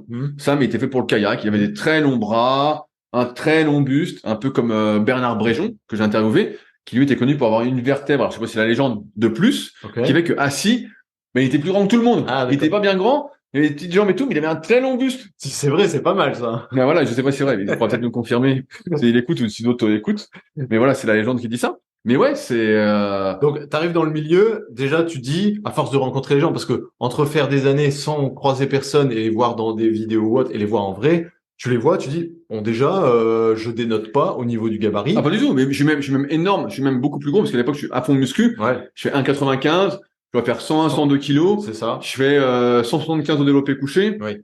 Un vrai développé couché, on va peut-être en reparler après, Mhm. mais un vrai développé couché, je fais 250 au soulevé de terre. Et au tirage planche, à ta meilleure perte à cette époque-là. Ouais, je sais pas, j'étais déjà fort, on avait acheté un tirage planche sous l'impulsion de Sam, Ouais. mais je faisais des séries de 10 à 100, mais des vraies séries de 10 à 100, hein, pareil. Mhm. Et ouais, j'étais Ok. déjà, traction, j'étais hyper fort, j'étais déjà 10 à 40 kilos de lest. Ok. J'étais vraiment, j'avais beaucoup plus de force que maintenant, et donc ouais, musculairement, j'étais au-dessus. Donc, t'es rassuré par le gabarit, mais à aucun moment, tu te dis, en arrivant dans le milieu, c'est bizarre, ils sont tous plus jeunes que moi. Ça fait, pour la majorité, ça fait 20 ans qu'ils pagaient, et moi, je débarque, donc, du coup, t'avais quoi, 30 ans? Ouais, bah là, le vrai départ, tu vois, c'est 2020. Donc j'avais 33. 33, à aucun moment tu te dis, ah ouais, ça va être compliqué quand même, parce que en Non, tant mais qu'adulte, et pas- personne t'a prévenu en fait, de te dire, tu sais, en tant qu'adulte, c'est compliqué si t'as pas commencé jeune en mais non, fait. parce qu'en fait, moi, j'en sais rien. Je sais que Ouais, je vois bien que c'est difficile en termes de stabilité parce que moi, j'étais habitué aussi à la muscu. ouais. Et la muscu, c'est justement, Y a rien c'est d'instable. un environnement que tu contrôles Oui, bien sûr. et tu gaines tout, tu fais bloc. Mm. Et kayak, si tu fais bloc, paf, tu tombes. Ok. S'il y a une vague et que tu fais bloc, tu tombes. Donc, il y a tout un relâchement à acquérir, une finesse, une coordination très précise à avoir pour contracter au bon moment, tout ça. Mhm. Et c'est vrai que moi, je l'ai pas du tout. Parce que sur 99 épisodes que j'ai retranscrits, il y en a aucun des invités qui a dit oui, j'ai commencé à 25 ans. Ah non, Mais non, moi, je repense peut-être, c'est tous des enfants en je fait. pense à Edwin, peut-être, qui a commencé. Donc, Edwin Lucas, qui a peut-être commencé vers 16 ans. Francis a commencé aussi assez tard, je crois, peut-être 12, 13 ans. Mais sinon, la plupart, faut le dire, hein, moi, j'ai toujours en tête, Vanina ou Étienne. Ils sont nés dans le bateau, quoi. Voilà. Ils avaient 2, 3 ans, je les vois, j'ai vu Étienne s'entraîner. Étienne, il met la paillette dans l'eau, putain, tout se connecte bien. Tu dis, oh, putain, ce qu'il envoie. Ouais. Et après, je l'ai vu en muscu, je dis, putain, je suis beaucoup plus fort que lui en muscu. Mais il connecte tellement bien, il y a tellement le truc. Franchement, c'est beau à voir, hein. C'est Tu crois vraiment, que ça se rattrape ou c'est un peu cuit quand on commence à plus de 30 c'est ans? pas, tu vois, on en parlait avec Audric dans son épisode. Il parlait de développement vraiment de l'oreille interne, tout Mhm. ça. Donc moi, justement, je me suis intéressé à tout ce qui est la neuroanatomie. J'ai fait une formation sur la reprogrammation neuroposturale. J'ai fait 1 an d'exercice aussi pour essayer de gagner tout ça. Non mais on en reparlera peut-être après. Mais j'ai fait tout ça. Ça coûtait quand même 2 400 €, hein, Ouais. plus la formation et tout. Bon bref. Et donc j'ai fait tout ça pour essayer justement de rattraper ce truc-là. Mais cette finesse, je l'ai de plus en plus, Mhm. mais je vois que peut-être que je vais y arriver un jour. Et je veux pas dire que j'y arrive pas, mais C'est peut-être les 10 000 heures. oui, voilà, c'est ça. Et c'est les 10 000 heures de pratique délibérée, encore une fois. Donc moi, quand je m'entraîne, on en parlera peut-être, mais moi, c'est un plaisir et tout. Mhm. On va parler de cette notion de plaisir parce elle me titille un petit peu. Mais, ouais, je sais pas. Chris, qui a beaucoup entraîné, il me dit, normalement, ça va venir, mais il dit, il y a des gens pour qui ça vient pas. Ah ouais, Donc ok. là, je suis quand même dans un surski actuellement, parce que moi j'aime bien le surski aussi, et je me destine pas vraiment à faire des compétitions, Mhm. qui est assez instable. Hein. J'ai déjà eu le 560 de Nelo, qui est le plus instable des surskis. Tu peux bourrer dedans, il n'y a pas de souci. Ça va. Là, j'ai un Nitro de Nordic Kayak, qui est un peu plus stable, mais pas beaucoup. Voilà, j'ai pas de souci pour bourrer dedans. Puis j'ai Donc envie de voilà. dire quelque part, toi, tu vis un peu tes belles années parce que c'est les années du débutant, donc tu progresses de manière flagrante chaque année, que ce soit en termes de vitesse ou en termes de stabilité ou en termes Oui, de... bah là, ça ralentit quand même. Hein. Là, je vois que j'arrive à une sorte de pas un plateau, mais là, avant, je disais à Chris, je dis, écoute, mais parce que lui, comme tout entraîneur de kayak, tu as des séances faciles, des séances Oui, dures, voilà, c'est la planification de base. bah oui. J'en ai parlé aussi dans les articles sur le site, les bases de la planification.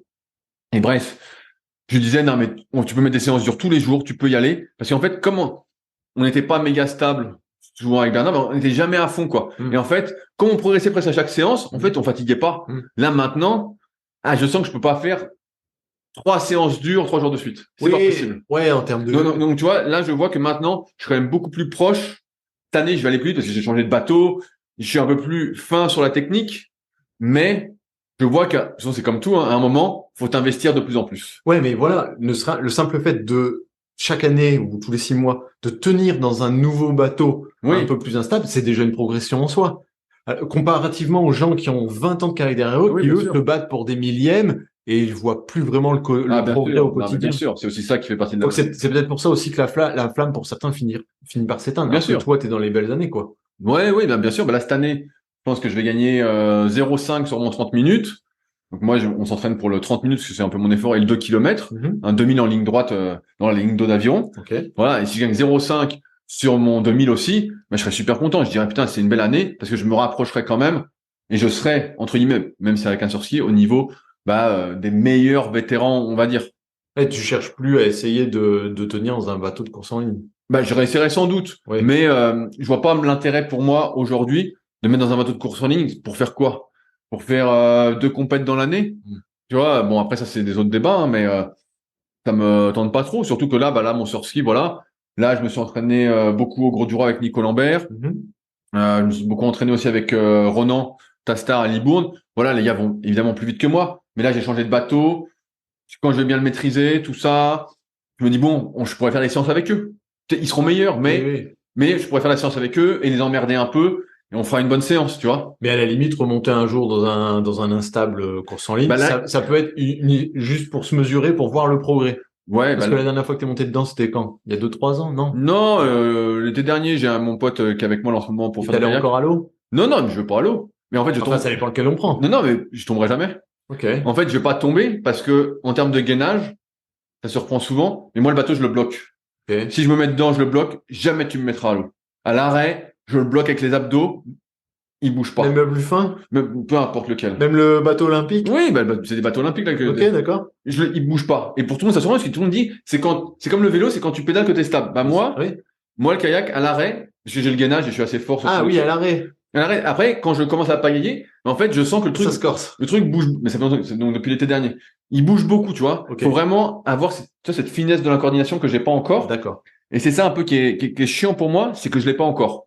Voilà. Et donc je peux pagayer main basse, ça parlera donc à ceux qui nous écoutent, mais voilà, main basse à 10 km/h comme ça, mais je peux pas mettre des grosses chiches et tout connecter. Déjà en sursis, je connecte déjà pas super bien, mais voilà, je peux pas super bien connecter et me dire ouais, super séance quoi. Ok. Et en même temps, avec Belette, c'est aussi un des points faibles, même si le bassin est magnifique tout ça, c'est que si tu tombes au milieu du lac, putain, il va falloir que tu nages un petit moment quand même, hein. Tu peux pas remonter, car moi je peux pas remonter dans un kayak de course en ligne, je vais le péter le truc.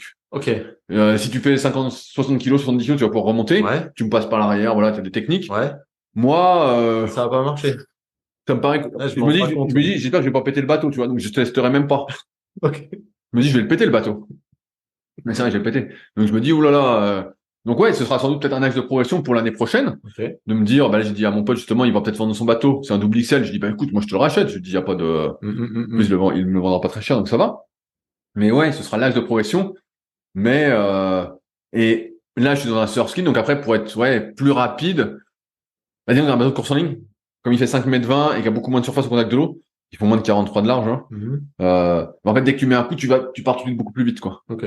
Après, peut-être que la vitesse s'entretient moins, mais à chaque coup, tu peux vraiment mettre, si t'arrives à connecter, hein, donc j'en suis pas du tout là. Mais ouais, t'arrives vraiment à mettre, donc pour l'instant, j'en suis pas là. Mais ouais, ce sera une progression. Est-ce que, pour quantifier, est-ce que tu peux suivre, bon, tu suis pas les hommes, est-ce que tu peux suivre les femmes, Ouais. Bah si, les femmes seniors ou les bien femmes, sûr. les jeunes? Non, les femmes seniors, tu suis? Ouais. Ok. Non, bah là, avec mon surski, ouais, là, je pense que la plupart des filles, bah, Ok. je les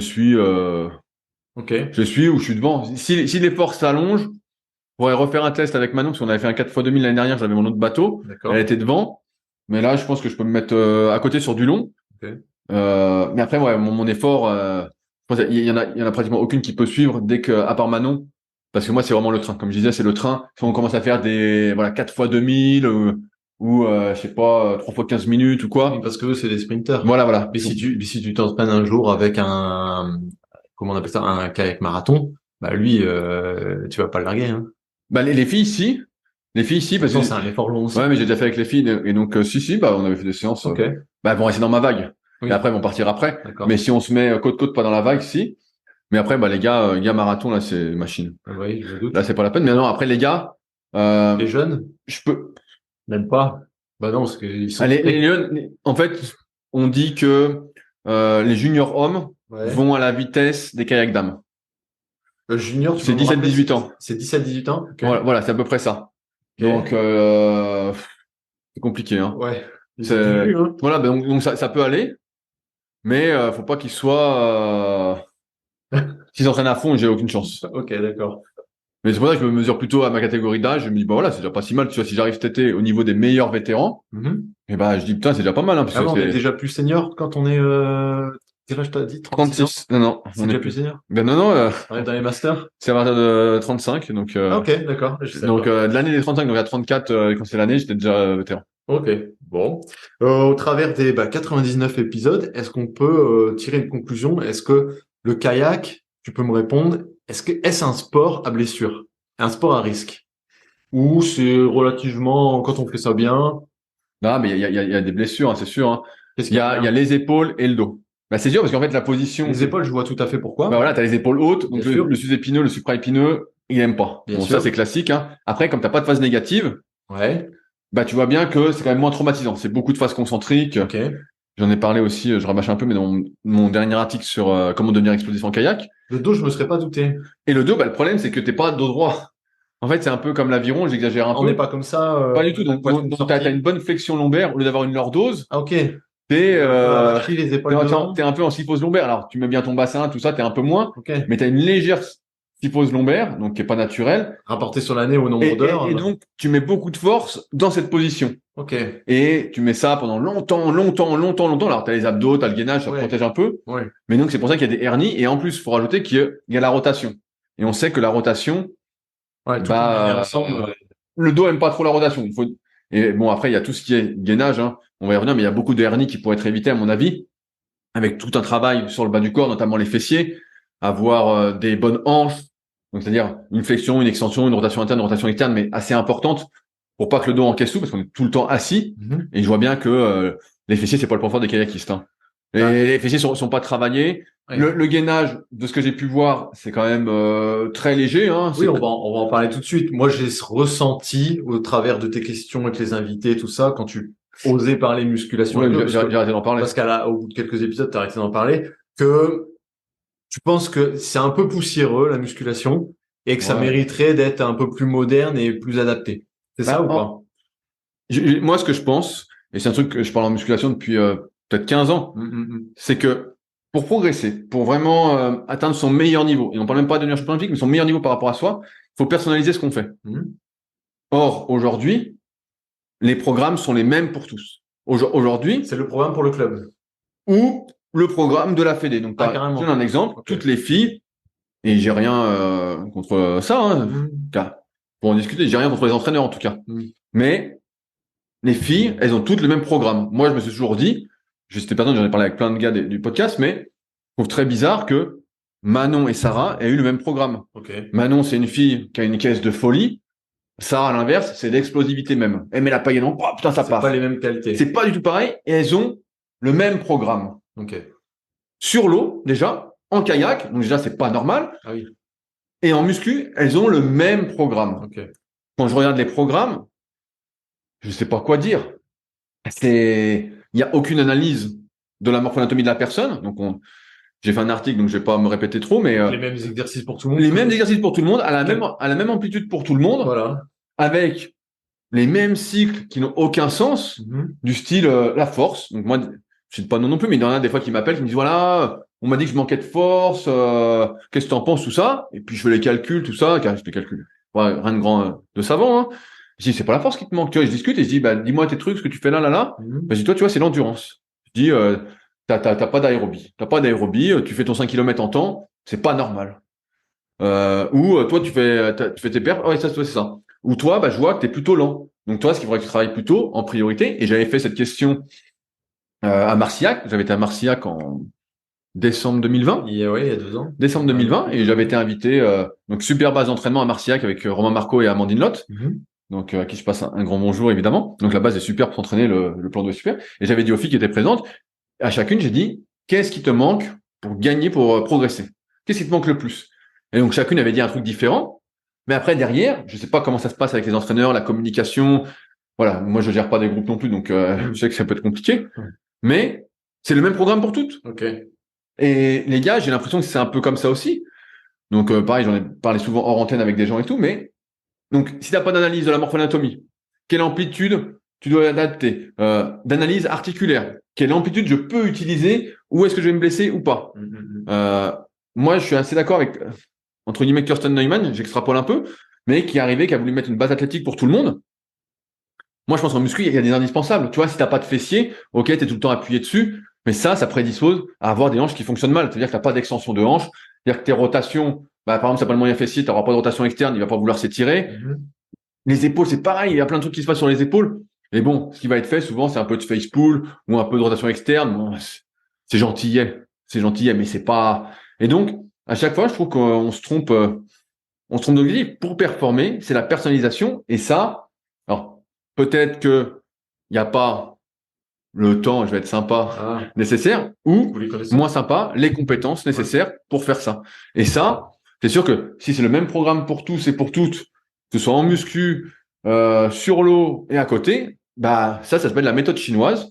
Oui. Voilà, j'ai fait un article sur mon site rudicola.com il y a plus de 10 ans. La méthode super chinoise, c'est que tu prends tout le monde, tu fais faire la même chose à tout le monde, et voilà, et tu t'en as un qui sort. Mais sauf que c'est sûr que ça peut te limiter. Moi, si j'avais fait la même chose que tout le monde en muscu, bah, je me serais jamais transformé. J'aurais jamais atteint le niveau que j'ai eu, même si c'était pas extraordinaire, mais j'aurais jamais eu ça. Dans le meilleur des cas, ça va limiter. Dans le pire des cas, ça va casser. Ah oui, mais bien sûr, ça te démotive. Ah, bien sûr. Pareil, donc, quand je parle avec beaucoup de kayakistes, au fil des interviews, même hors antenne, par message, tout ça, il y en a des fois qui arrêtent, parce qu'ils disent, bah voilà, on fait toujours la même chose, il se passe rien. Mais même dans l'état d'esprit de la musculation, vu qu'on est sur le sujet de la musculation, est-ce que déjà, parce que là, on parle de gens qui font ça depuis qu'ils sont petits, hein, voilà, bon, bah, il y a des écoles. Est-ce que déjà, dans l'état d'esprit, c'est un plaisir, on leur a transmis le plaisir et l'utilité de la musculation, ou c'est une corvée pour le kayakiste de faire sa muscu? Dans la majorité. Bah, le problème, c'est que tu viens d'un sport de plein air, on dit, va en salle. Ouais. Mais en même temps, je veux pas citer de nom, mais moi, quand il y a des gens en kayak qui me disent qu'ils font 3 fois 2 heures de muscu par semaine, ça n'a aucun sens. Et je comprends que ça les dégoûte. Ça n'a 3 fois 2 heures. Okay. J'ai l'impression que des fois, on cherche à remplir des cases, à dire, bah voilà, c'est 2 ou 3 entraînements par jour, donc on fait ça. Non, mais ça sert à rien. C'est comme là, des fois, je vois de l'haltérophilie. Mais je vois la technique, mais je dis, aïe. C'est comment accentuer son risque de blessure et gâcher son énergie. C'est ça. Ça n'a aucun sens. Je comprends théoriquement le truc, mais en pratique, on voit faire les mouvements, ça ne va pas du tout. C'est comment se niquer. Ça n'a aucun sens. Est-ce qu'on leur fait faire aussi de la musculation parce que est-ce qu'il y a encore des tests? Il y a plus de tests muscu. Cette année, on se demandait s'il y allait en avoir, il n'y en a pas eu. Okay. Donc, mais pareil, ça n'a aucun sens. Les tests, Kirsten Neumann, donc, a apporté ça. Ouais. C'était juste avant les années 2000, je crois. 96 de mémoire. C'était pour que tout le monde ait un certain niveau. Okay. Donc c'était une barrière à l'entrée. Voilà. C'était un péage. C'est discutable. Mais bref, fallait faire ça en course à pied, fallait faire ça en 2 minutes, voilà. Ils ont bien expliqué dans les podcasts. Donc ça donnait une base. Là, il y a plus de tests et t'en as qui partent complètement en couille. Il y en a, ils font bon, tu le vois bien, ils font des développés couchés, les fesses plus haut que la barre. Ils font du tirage planche, tu sais pas avec des mousses, des trucs. Tu dis mais je comprends pas trop le truc. Et c'est toujours les mêmes muscles. C'est du 6x6, développé couché, tirage planche, traction. Chaque année, à la même période ou presque, ça n'a pas de sens. Alors, j'ai 2 questions. Est-ce que déjà, première question, est-ce que toi, ça te semblerait bien de réinstaurer les tests ou pas? Non, parce que pour moi... Pour autant, non. Parce que, encore une fois, c'est une histoire de morphoanatomie. Oui. C'est pas facile à comprendre. Si t'as des bras, je reprends l'exemple de Sébastien Jouve, qui avait 2,9 m ou 2,13 m d'envergure. Je sais plus, je crois que c'est 2,9 m, il a dit. La même envergure que Philippe Collin, qu'on attend sur le podcast, épisode 175, Philippe, je ne t'oublie pas, tu vas passer. Et on va bien discuter d'entraînement tous les deux, parce que je sais que tu as plein de trucs à raconter et à m'expliquer. Mais bref. C'est différent, les deux. C'est deux morphotypes différents. Non, putain, je sais plus ce que je voulais dire. Tu vois, la longueur des bras, voilà. Ouais. Les deux ont la même envergure, mais Philippe est beaucoup plus grand. Et je peux dire, quand tu as des bras de singe, et que tu fais, on te dit le max de rep en 2 minutes. Comparativement à quelqu'un qui a des bras beaucoup plus courts, qui a peut-être que 1,95 d'envergure. C'est pas le même trajet. Tu comprends bien, c'est assez facile que en 2 minutes, à effort équivalent, tu vas faire moins de reps avec 2,9 m d'envergure qu'avec 1,95 d'envergure. Donc ça n'a pas de sens. Ce que tu dois comparer, encore une fois, c'est l'individu par rapport à lui-même. Et encore, en se demandant qu'est-ce qui le limite pour la performance. Tu vois, on fait faire un test maxi, bon, que tu fasses 120, 130, 140 au coucher, sur un 500 mètres, je pense que ça change. Je vois pas Pauline Copas, qu'on me dise pas qu'il fait 120 au coucher, hein. Franchement, j'ai du mal à y croire. Le mec est épais comme une feuille de cigarette.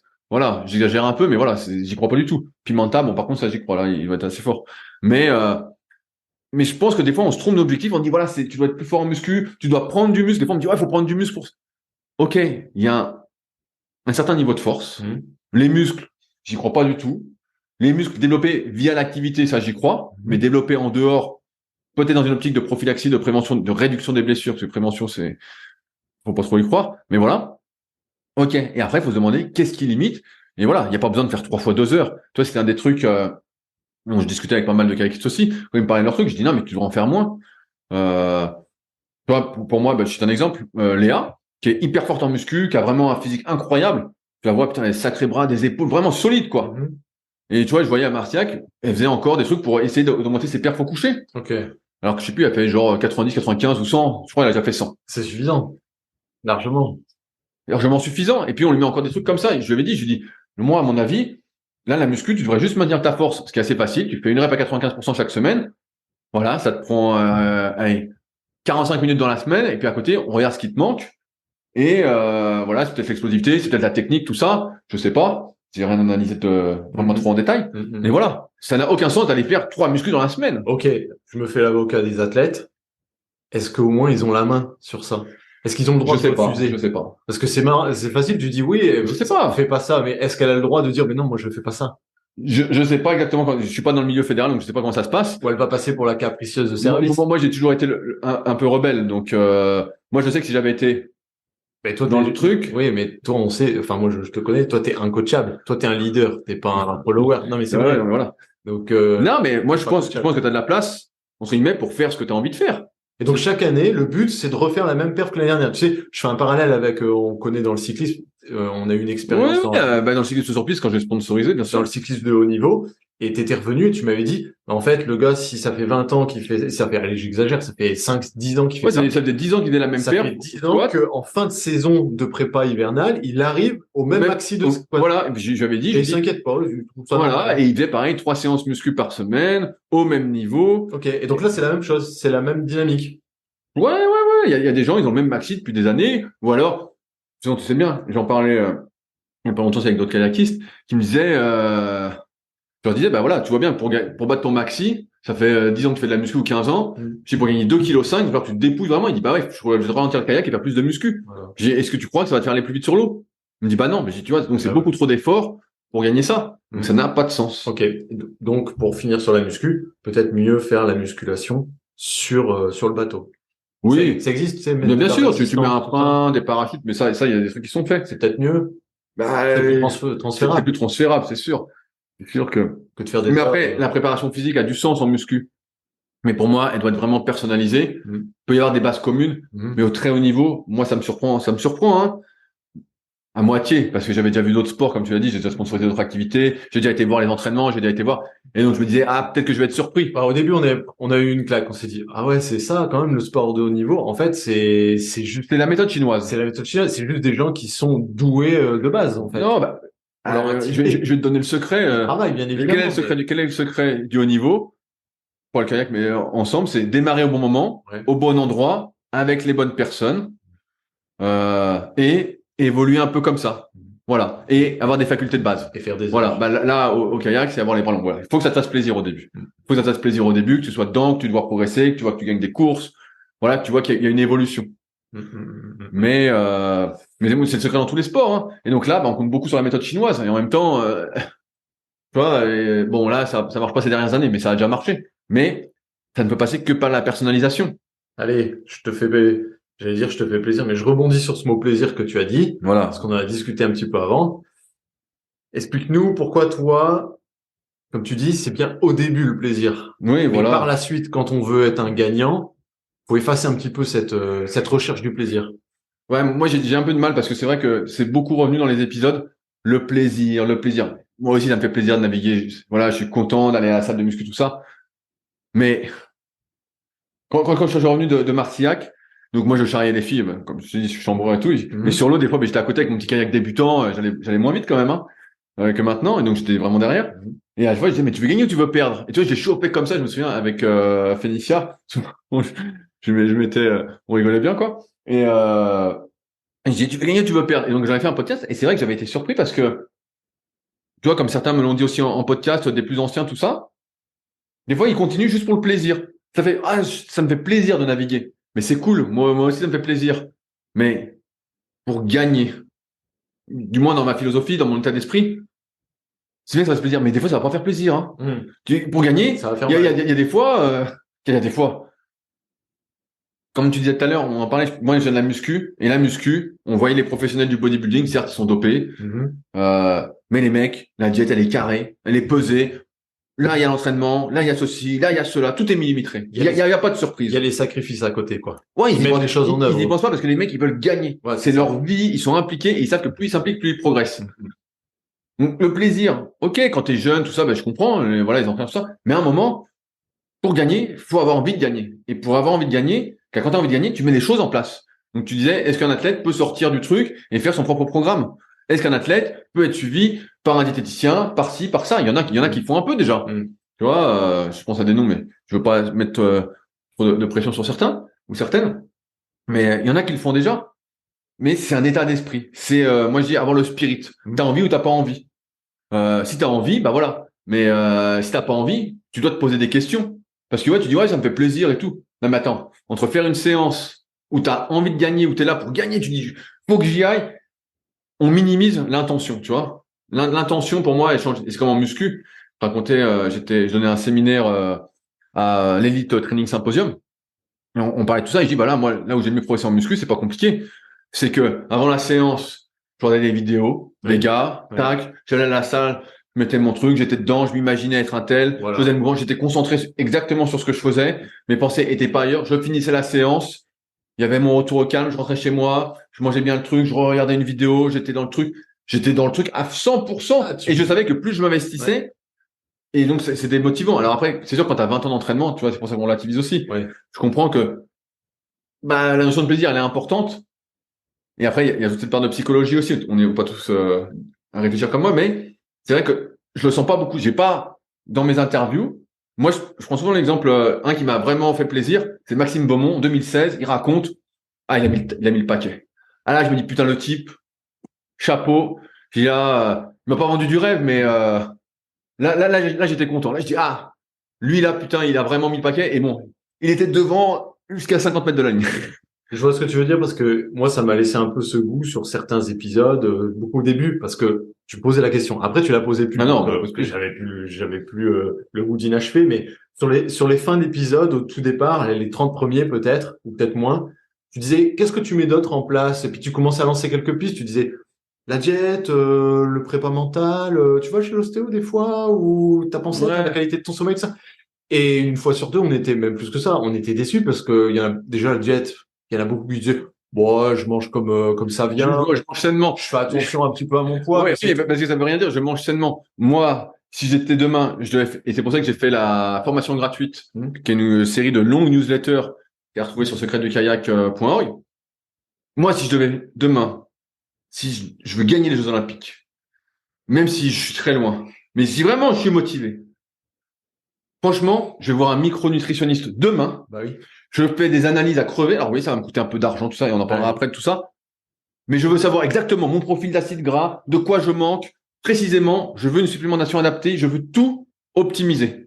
Et je suis pas là, et je suis salaud aussi, mais je suis pas là l'hiver en train de bouffer une raclette et de boire du vin. Ça, c'est pas quelque chose pour gagner. Ok, on se fait plaisir. C'est sympa, on fait du kayak. C'est sympa, on fait du kayak, c'est cool le kayak. Ouais, d'accord, mais moi aussi, ça me gêne pas. Mais faut savoir pourquoi tu fais les choses. On revient à cette histoire de spirit, c'est tu veux gagner ou tu veux perdre. Si tu veux gagner, moi j'avais fait une intervention dans un club de foot à Annecy. Laurent m'avait fait intervenir auprès des jeunes, les moins de 17, je crois. Ça a quelques années. Il me dit est-ce que tu peux venir? Et puis il me dit il faut que tu viennes parce que les gars, vraiment il avait vu que j'étais très discipliné, très rigoureux. Il me dit faut que tu leur expliques comment on fait quoi. Et je leur donne l'exemple. Je dis mais il y avait un gamin, je sais plus comment il s'appelait, et il bouffait mal quoi. Il bouffait toujours pizza, kebab, tout ça. Et je dis mais est-ce que tu crois que Cristiano Ronaldo il mange ça? Est-ce que tu crois? Moi, je me poserais la question à ta place, si tu veux jouer en professionnel, donc c'est des gamins qui étaient pas loin de passer pro. Je dis, avant de manger un truc, dis-toi, est-ce que Cristiano Ronaldo ferait ça? Est-ce que Lionel Messi ferait ça? Si la réponse est non, c'est non. C'est non. Et en même temps, si tu veux gagner, donc voilà, si tu veux gagner, faut que tu fasses. Alors, bien sûr, le monde est pas juste, c'est pas égalitaire, tout ça, mais moi, j'aime bien cette notion de mérite, c'est, alors lui, il est premier, mais il fait pas ça. Donc moi, si je veux gagner et être meilleur, qu'est-ce qu'il faut que je fasse que lui ne fait pas? Tu vois, c'est plus ce truc-là que je me dirais. Ouais, c'est pas mal. Tu vois, je me dirais même, il faut que je fasse plus parce que souvent on prend l'exemple, on dit ouais, mais regarde un tel, regarde Usain Bolt, avant les Jeux, il a été bouffé un KFC ou un McDo et ça l'a pas empêché de gagner. Ah, mais moi j'en ai rien à foutre, t'es pas Usain Bolt, toi. Hein. Si t'étais Usain Bolt, on le saurait déjà. Toi, tu bouffes juste ta pizza ou ta raclette et t'es pas Usain Bolt. Donc toi, faut que tu fasses mieux que Usain Bolt. Non mais c'est vrai. C'est vrai. Non, T'es pas Usain Bolt. Donc oui, moi les questions, c'est vrai que c'est des choses qui m'ont surpris et qui peuvent surprendre quand on ne connaît pas parce que moi j'ai grandi avec ça. Vraiment, c'était ça. Et souvent, bah oui, il y a des gens qui disent, mais tu te fais jamais plaisir, tout ça, mais pas du tout. Mais moi, si je devais faire les Jeux Olympiques, déjà, il y a la micronutrition. Là, je serais optimisé le sommeil. Bah là, c'est quand même de plus en plus, il y en a quand même qui font des efforts, qui contrôlent leur variabilité cardiaque, tout ça, notamment avec les Whoop, les bagues à Oura, les montres aussi. Bon, c'est moins précis, mais quand même, il y a quand même des trucs qui sont faits. J'irai chez le kiné tout le temps. Franchement, au moins une fois par semaine, 2 fois par semaine, kiné. Moi, je connaissais des gars en force athlétique. Quand j'entraînais en force athlétique, donc j'ai entraîné des gars qui ont été champions du monde. Hein. Les gars, ils allaient chez le kiné 2-3 fois par semaine. C'était la base, et pas parce qu'ils avaient mal. C'était la prévention, tout ça. Parce que les mecs étaient crevés, forcément, ils avaient pas envie de s'étirer en plus, tout ça, donc ils se faisaient étirer, ils se faisaient masser, tout ça. Et c'était neuf tout le temps, parce que forcément, quand on fait beaucoup, ton corps est pas fait pour en faire beaucoup, voilà. Mais il y a plein de trucs que je ferais. Il y a la reprogrammation neuroposturale, la neuro, tout ça. Mais j'en ferai plein. J'en ferai plein, plein, plein. Franchement, j'irai voir des spécialistes pour détecter est-ce que j'ai intégré ci, est-ce que j'ai pas intégré ça, qu'est-ce qui manque, tout ça. Parce que le très haut niveau, et c'est pour ça que je disais Maxime, ça m'a fait plaisir, c'est plein de choses qu'il a fait. Je sais pas s'il a fait la micronutrition, mais la reprogrammation neuroposturale, c'est des choses qu'il a fait avec Action Type, avec Ralph Hippolyte. Il y a vraiment, j'ai plus tout l'épisode en tête, mais vraiment l'épisode m'avait fait énormément plaisir. Je m'étais dit voilà, là, on a un pro. Oui, mais toi, t'es curieux. Toi, t'as la démarche. T'as toujours cette fibre de savoir t'entourer. Je me fais une deuxième fois l'avocat des athlètes. Est-ce que, moi, c'est un peu le sentiment que à chaque épisode, je t'en parlais, tu me disais, ouais, peut-être. Quand ils racontent leur jeunesse, j'ai l'impression que depuis le moment où ils ont été détectés, qu'ils sont allés dans un club, jusqu'à leur carrière senior, et encore pire quand ils passent par l'INSEP, ils sont assistés, entre guillemets. Ils sont maternés, oui. Maternés, on les encadre, et ils ont pas à chercher l'information, et on éteint un peu leur curiosité dès qu'ils sont petits. Et donc après, quelque part, ils ont pas l'envie d'aller chercher l'info ou d'aller voir ce qui se fait ailleurs. Après aussi, c'est qu'ils sont fatigués. Hein. Tu vois ce que je veux dire? Quand tu entraînes 2-3 fois par jour, c'est pour ça aussi, je caricature un peu tout ça, mais quand tu fais 2-3 séances par jour, t'es quand même plus bon à rien. Ouais. T'es crevé, t'es là, tu dis, il faut encore que je fasse ça. Rien que lire un bouquin, moi je vois, quand je m'entraîne 2-3 fois par jour, l'été, putain, je suis mort entre les séances, je suis rincé. Alors, je nuance. Ok, ils sont fatigués. Mais d'un autre côté, et là plutôt, je vais pas me faire l'avocat, mais plutôt l'inverse. D'un autre côté, ce sont des gens qui sont quand même, c'est leur métier, ils sont payés pour ça. N'importe qui, nous on côtoie, ça fait 20 ans qu'on côtoie des sportifs, on en connaît des gens qui rêveraient d'être payés pour faire du sport en fait. Ils ont des aménagements, il y en a beaucoup des aménagements. Donc ça doit être une motivation en fait. Oui, non mais même pas. Moi il y a ce truc de, t'as raison, il y a tout ce truc d'assistanat. C'est de l'éducation, voilà, mais c'est la population générale aussi qui est comme ça, être assisté, d'où mon podcast Leadercast, aussi pour ceux qui n'ont jamais écouté, qui peuvent aller écouter si vous êtes bien accrochés, si ce podcast vous fait pas peur. Mais ouais, il y a tout ce truc assistanat, mais ce truc aussi de s'entourer, et s'entourer, c'est pas compliqué, c'est demander, mais c'est vrai que des fois t'es fatigué, mais c'est vrai que moi, il y a tellement de choses que je ferais. Si demain je voulais être champion olympique, mais tout ce que je ferais, vraiment, je vivrais que pour ça. Alors après, on va me dire, oui, mais il y a on parle du plaisir, il y a le plaisir. Moi, je suis là pour gagner. C'est ce que je dis à chaque fois à quelqu'un, il me demande pour l'entraîner. Je dis, moi, je suis là pour gagner. Si toi, tu veux pas gagner, tu me le dis et on fait pas. On fait pas. Moi, j'ai pas envie. Moi, si je veux, c'est gagner. En fait, ça peut paraître lunaire pour ceux qui ne connaissent pas, mais tous ceux qui sont dans le milieu de la musculation, qui nous suivent depuis 10 ans, depuis 20 ans, ils sont pas surpris de ce bien sûr. Nous, je veux dire, ça fait combien d'années qu'on pèse notre nourriture? Moi, c'est ça, mais j'en ai parlé ce week-end, donc à l'Elite Training Symposium. Moi, c'est depuis 2005. On pèse notre nourriture. Vous entendez? On pèse notre nourriture. Moi, je connais pas beaucoup d'athlètes. Oui, mais il y en a qui vont me dire, mais moi, j'ai pas besoin parce que je sais quand j'ai faim, je sais ceci, je sais cela. On sait très bien. À l'œil. Voilà, on sait très bien que la faim, car moi, mon avis, il y avait un expert justement de la faim. Il y a plus d'une vingtaine d'hormones qui gèrent cette histoire de faim. Donc, et c'est très facile de dérégler ça. En plus, quand tu fais des sports, tu fais des longues séances, t'as pas faim après, tu vois. Bah, tu le sais bien, tu fais du vélo à fond, t'as pas faim après. Moi, je connais des gens, ils deviennent tout maigres, ils disent, bah non, j'ai pas faim. Ou à l'inverse, qui ont très très faim, qui sont vraiment déréglés, sans compter tous les antécédents qui vont jouer. Si t'as été plus gras avant, t'as été sec, ton hérédité, voilà, ta génétique. Il y a plein de choses qui vont jouer sur la fin, et c'est pour ça que, pour moi, c'est quelque chose qu'il faut au moins quantifier. C'est la base. Mais Avoir des repères. et après, comme dans beaucoup d'activités, on rigole et tout, mais souvent, les athlètes que j'entends, c'est ils font attention à quelques mois de l'échéance. Mais ça, ok. Mais si tu veux gagner, je reviens à ça. Si tu veux gagner, c'est pas à quelques mois de l'échéance qu'il faut faire attention. C'est en amont.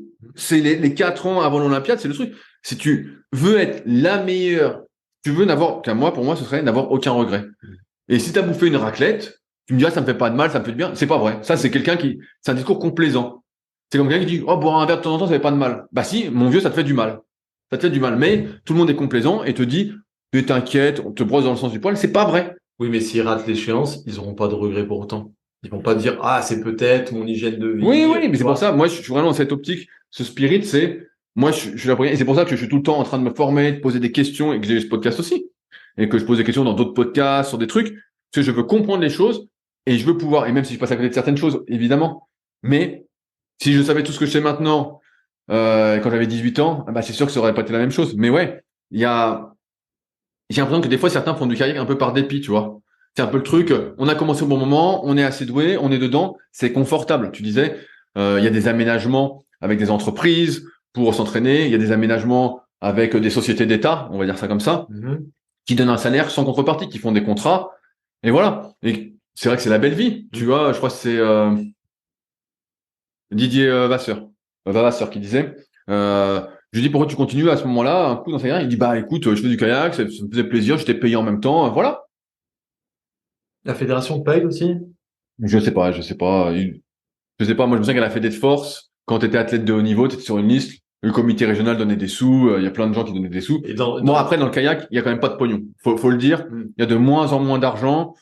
C'est un petit milieu, mais parce qu'aujourd'hui, moi, je viens d'une époque, et beaucoup viennent d'une époque où la performance amenait rémunération. Mais c'est ce que j'allais dire, on est payé au résultat ou on est payé juste au titre d'être équipe de France ou espoir ou je ne sais quoi? Aujourd'hui, tu le sais bien, tu me poses une question, c'est drôle, tu connais déjà la réponse, mais c'est les réseaux sociaux aujourd'hui. Okay. C'est les réseaux sociaux, c'est l'image que vous avez. Il y a des gens, ils sont nuls en tout. C'est des croûtes. Pas dans le kayak, parce qu'il y a pas d'influenceurs kayak, mais ils sont nuls, c'est des croûtes. Ils font des 10 000 calories de challenge. Ils font que des conneries, et ils ont des millions d'abonnés, et ils sont payés 10, 20, 30 000 euros par mois. Ok? C'est ça le modèle aujourd'hui, malheureusement. Et quand tu es sportif de niveau, à moins que tu sois Kevin Mayer, Teddy Riner, voilà, que tu sois vraiment un gros charisme, vraiment le meilleur de ton sport, que tu fasses des résultats incroyables, bah t'as rien. Parce que aussi, je comprends, t'entraînes 2 fois par jour. En fait, c'est tout un travail à côté. Donc ça, pareil, c'est des trucs que j'ai déjà essayé de mettre en place avec certains, mais c'est pas possible. Mais en fait, aujourd'hui, il faut montrer ce que tu fais. Il faut montrer ce que tu fais. Faut parler de toi. Enfin bon, je vais pas faire un cours sur les réseaux sociaux, mais nous qui venons de la musculation, ou la musculation, je trouve, par rapport à d'autres sports sur les réseaux sociaux, a au moins 10 ans d'avance. Je le vois même moi dans dans le vélo, bien sûr. Ça commence à arriver, tout ça, mais le fit game, il existe depuis bien plus longtemps et bien installé. Et donc, il y a un modèle économique maintenant. Et au kayak, au début, parce que tu me dis, oui, les interviews, les retranscriptions, mais des photos. Tu me dis, tu vas sur leur compte Instagram, tout ça. Mais il y en a, ils existent même pas, en fait, sur les réseaux. Bien sûr, alors qu'ils sont encore en activité de carrière. On parle pas des anciens. Bien sûr. Et là, je t'ai dit, mais attends, mais c'est bizarre parce que dans le même temps, il y a une question où les athlètes se plaignent, ils disent, ouais, les sponsors, c'est galère et tout. Et je t'ai dit, mais c'est normal, le sponsor, il a quoi à y gagner? Un autocollant sur le bateau? Ah, super, génial. Il y a pas de visibilité, en fait. Bah, j'ai des blagues, si tu veux. Alors, je comprends, comme tu dis, ils ont pas le temps. Mais c'est là qu'on en revient à ce que tu as dit tout à l'heure, il faut savoir s'entourer. Bien sûr, mais bien sûr. Tu prends quelqu'un pour gérer, en fait. Bien sûr, non, mais, enfin, moi, pendant des années, comme tu sais, j'ai sponsorisé plein d'autres activités. Quand ça m'intéressait, j'ai mis des sous dans le vélo, j'ai mis des sous dans le basket. Je sais plus, j'ai fait aussi un autre sport, voilà, ça m'intéressait. J'allais voir comment on s'entraînait, comment ça se passait. C'est vrai. Je voulais voir. On a fait plein de vidéos qui s'appelaient Featuring, qui sont toujours sur YouTube, où j'allais à la rencontre de sportifs de niveau. Donc, on a été voir Julia Chanourdi, tu connais bien en escalade. J'étais voir Melvin Richardson, j'étais voir le club rugby pro d'Oyonnax. J'ai passé la journée là-bas, je posais des questions, un peu comme les podcasts, mais en vidéo. Donc, elles sont encore sur le net. Ok. Pourquoi je sponsorise pas le kayak? Et j'ai un copain qui a sa marque de compléments aussi, qui a déjà sponsorisé des kayakistes, qui a déjà envoyé des compléments, des trucs. Parce que il faut comprendre que un sponsor, faut qu'il ait un retour sur investissement. Ce que tu dis tout le temps, c'est gagnant-gagnant. Ça doit être gagnant-gagnant. Or, moi, mon pote, il m'a expliqué, il m'a dit, je vais pas le citer, mais il me dit, je sponsorisais des gens, donc dans le kayak ou dans d'autres sports un peu mineurs, et il me dit, en fait, j'étais obligé de leur expliquer comment faire une photo, quoi raconter, nanana. Alors, bon, bah, vous savez quoi raconter, il suffit de regarder ce que racontent les autres. Ce qu'on veut, c'est partager une partie, et c'est un truc qui me frustrait aussi quand j'avais pas le podcast, j'étais pas entouré, j'avais pas rencontré Chris, tout ça. Avec Bernard, j'étais frustré parce qu'en fait, il y avait aucune info. Les kayakistes, en fait, ils mettaient des photos. Ah, tiens, je suis en randonnée. Tiens, je suis ceci. Et moi, j'étais là, mais je dis, mais moi, ce que je veux savoir, c'est comment tu t'entraînes. Une de celles qui faisait ça, c'est Léa. Et c'est pour ça, Léa, je lui avais dit, bah, c'est super ce que tu fais. Parce qu'elle mettait ce qu'elle faisait un peu en muscu, ce qu'elle faisait un peu en bateau. On voyait qu'elle était déjà plus dans la démarche. Et d'ailleurs, je crois qu'elle a plus d'abonnés que les autres, hein. C'est pas compliqué. Elle présente très bien. Donc, elle a toujours le sourire, donc c'est bien. Mais, moi, en tant que sponsor, je pourrais mettre des sous. Mais quel est l'intérêt? Il n'y a pas de retour. Il y a aucun retour parce que personne poste rien. Si c'est pour voir, moi, je vais sur le compte d'un athlète et je vois des photos qui n'ont rien à voir avec son activité, ou voilà, ça n'a rien à voir. En fait, t'es pas vendeur. Et en plus, la personne ne parle pas du tout d'elle. Aujourd'hui, voilà, c'est quand même le modèle, c'est ce que j'explique dans mon livre, The Leader Project, c'est qu'il faut être sa propre marque et créer sa propre marque. Donc, c'est tout un travail. Et donc, tu parles d'un entourage, on peut s'entourer pour faire ça. Bien sûr. Si on n'a pas le temps, si on n'a pas l'énergie, si ça nous plaît pas. Mais en kayak, comme c'est un truc associatif, moi, c'est comme ça que je le vois. Et que c'est un petit milieu, je vais pas m'aventurer dans d'autres trucs, mais en fait, les gens ont du mal à se mettre en avant. Alors que, d'un côté, tu vois, Vanina, elle avait fait une vidéo avec, je sais plus qui, et ça lui a fait prendre 30 ou 40 000 abonnés sur Insta. Donc là, elle a reperdu depuis, mais ça lui a déclenché plein de sponsors. Elle a eu Compex, elle a eu d'autres trucs. C'est bien, ça. Voilà, donc ça, c'était bien. Mais c'est ça qu'il faut faire, en fait. C'est, s'entourer et surtout, transmettre. Tu vois, Vanina, elle fait pas mal de trucs aussi en ce moment sur les réseaux, des belles vidéos, des beaux trucs. Vraiment, c'est super bien. C'est du boulot, hein. Moi, je suis très content de voir ça. Ça me fait plaisir. On est d'accord, c'est du boulot. Et je vois ça. Et voilà, en tant que pratiquant amateur, je dis, ouais, c'est génial. Mais ça, c'est sûr que si tu veux du pognon, aujourd'hui, il faut aller le chercher parce que sinon, ils vont préférer l'influenceur qui dit qu'il s'est levé à 8 heures, qui a mis que sa chaussette droite, il a oublié sa chaussette gauche et qui, lui, va prendre des sous. Alors, on sait, c'est bidon, tout ça. Voilà. Mais je pense qu'il y a moyen de faire quand même beaucoup de choses dans le kayak. Beaucoup, vraiment énormément. Mais ça nécessite de s'entourer. Ça nécessite de s'entourer. D'autant plus pas le choix de t'entourer que logistiquement, c'est compliqué de se filmer quand tu es au kayak. Tu vois ce que je veux dire? Ah ouais, non, mais c'est compliqué. Bah moi, ça fait des années que je veux faire une belle vidéo. Et tu as déjà réfléchi, c'est vrai que c'est. Bah là, j'ai un copain. Bah donc j'ai un copain qui vient en septembre. Il m'a dit qu'il va prendre son drone. Donc je vais essayer de faire une belle vidéo. J'aimerais bien qu'il y ait du monde aussi, hein. Mais ça fait longtemps que quand Sarah elle s'entraînait, bah, je voulais faire une vidéo avec Sarah. Je dis on va faire une belle vidéo, tout ça. Ou quand les autres filles venaient, voilà, ou quand les gars sont là, faire une belle vidéo d'entraînement qui motive, qui inspire, tu vois, tu dis, oh putain, surtout que c'est beau le kayak, tu vois, bien sûr, c'est beau, les athlètes, les filles sont bien physiquement, franchement, ils sont tous super.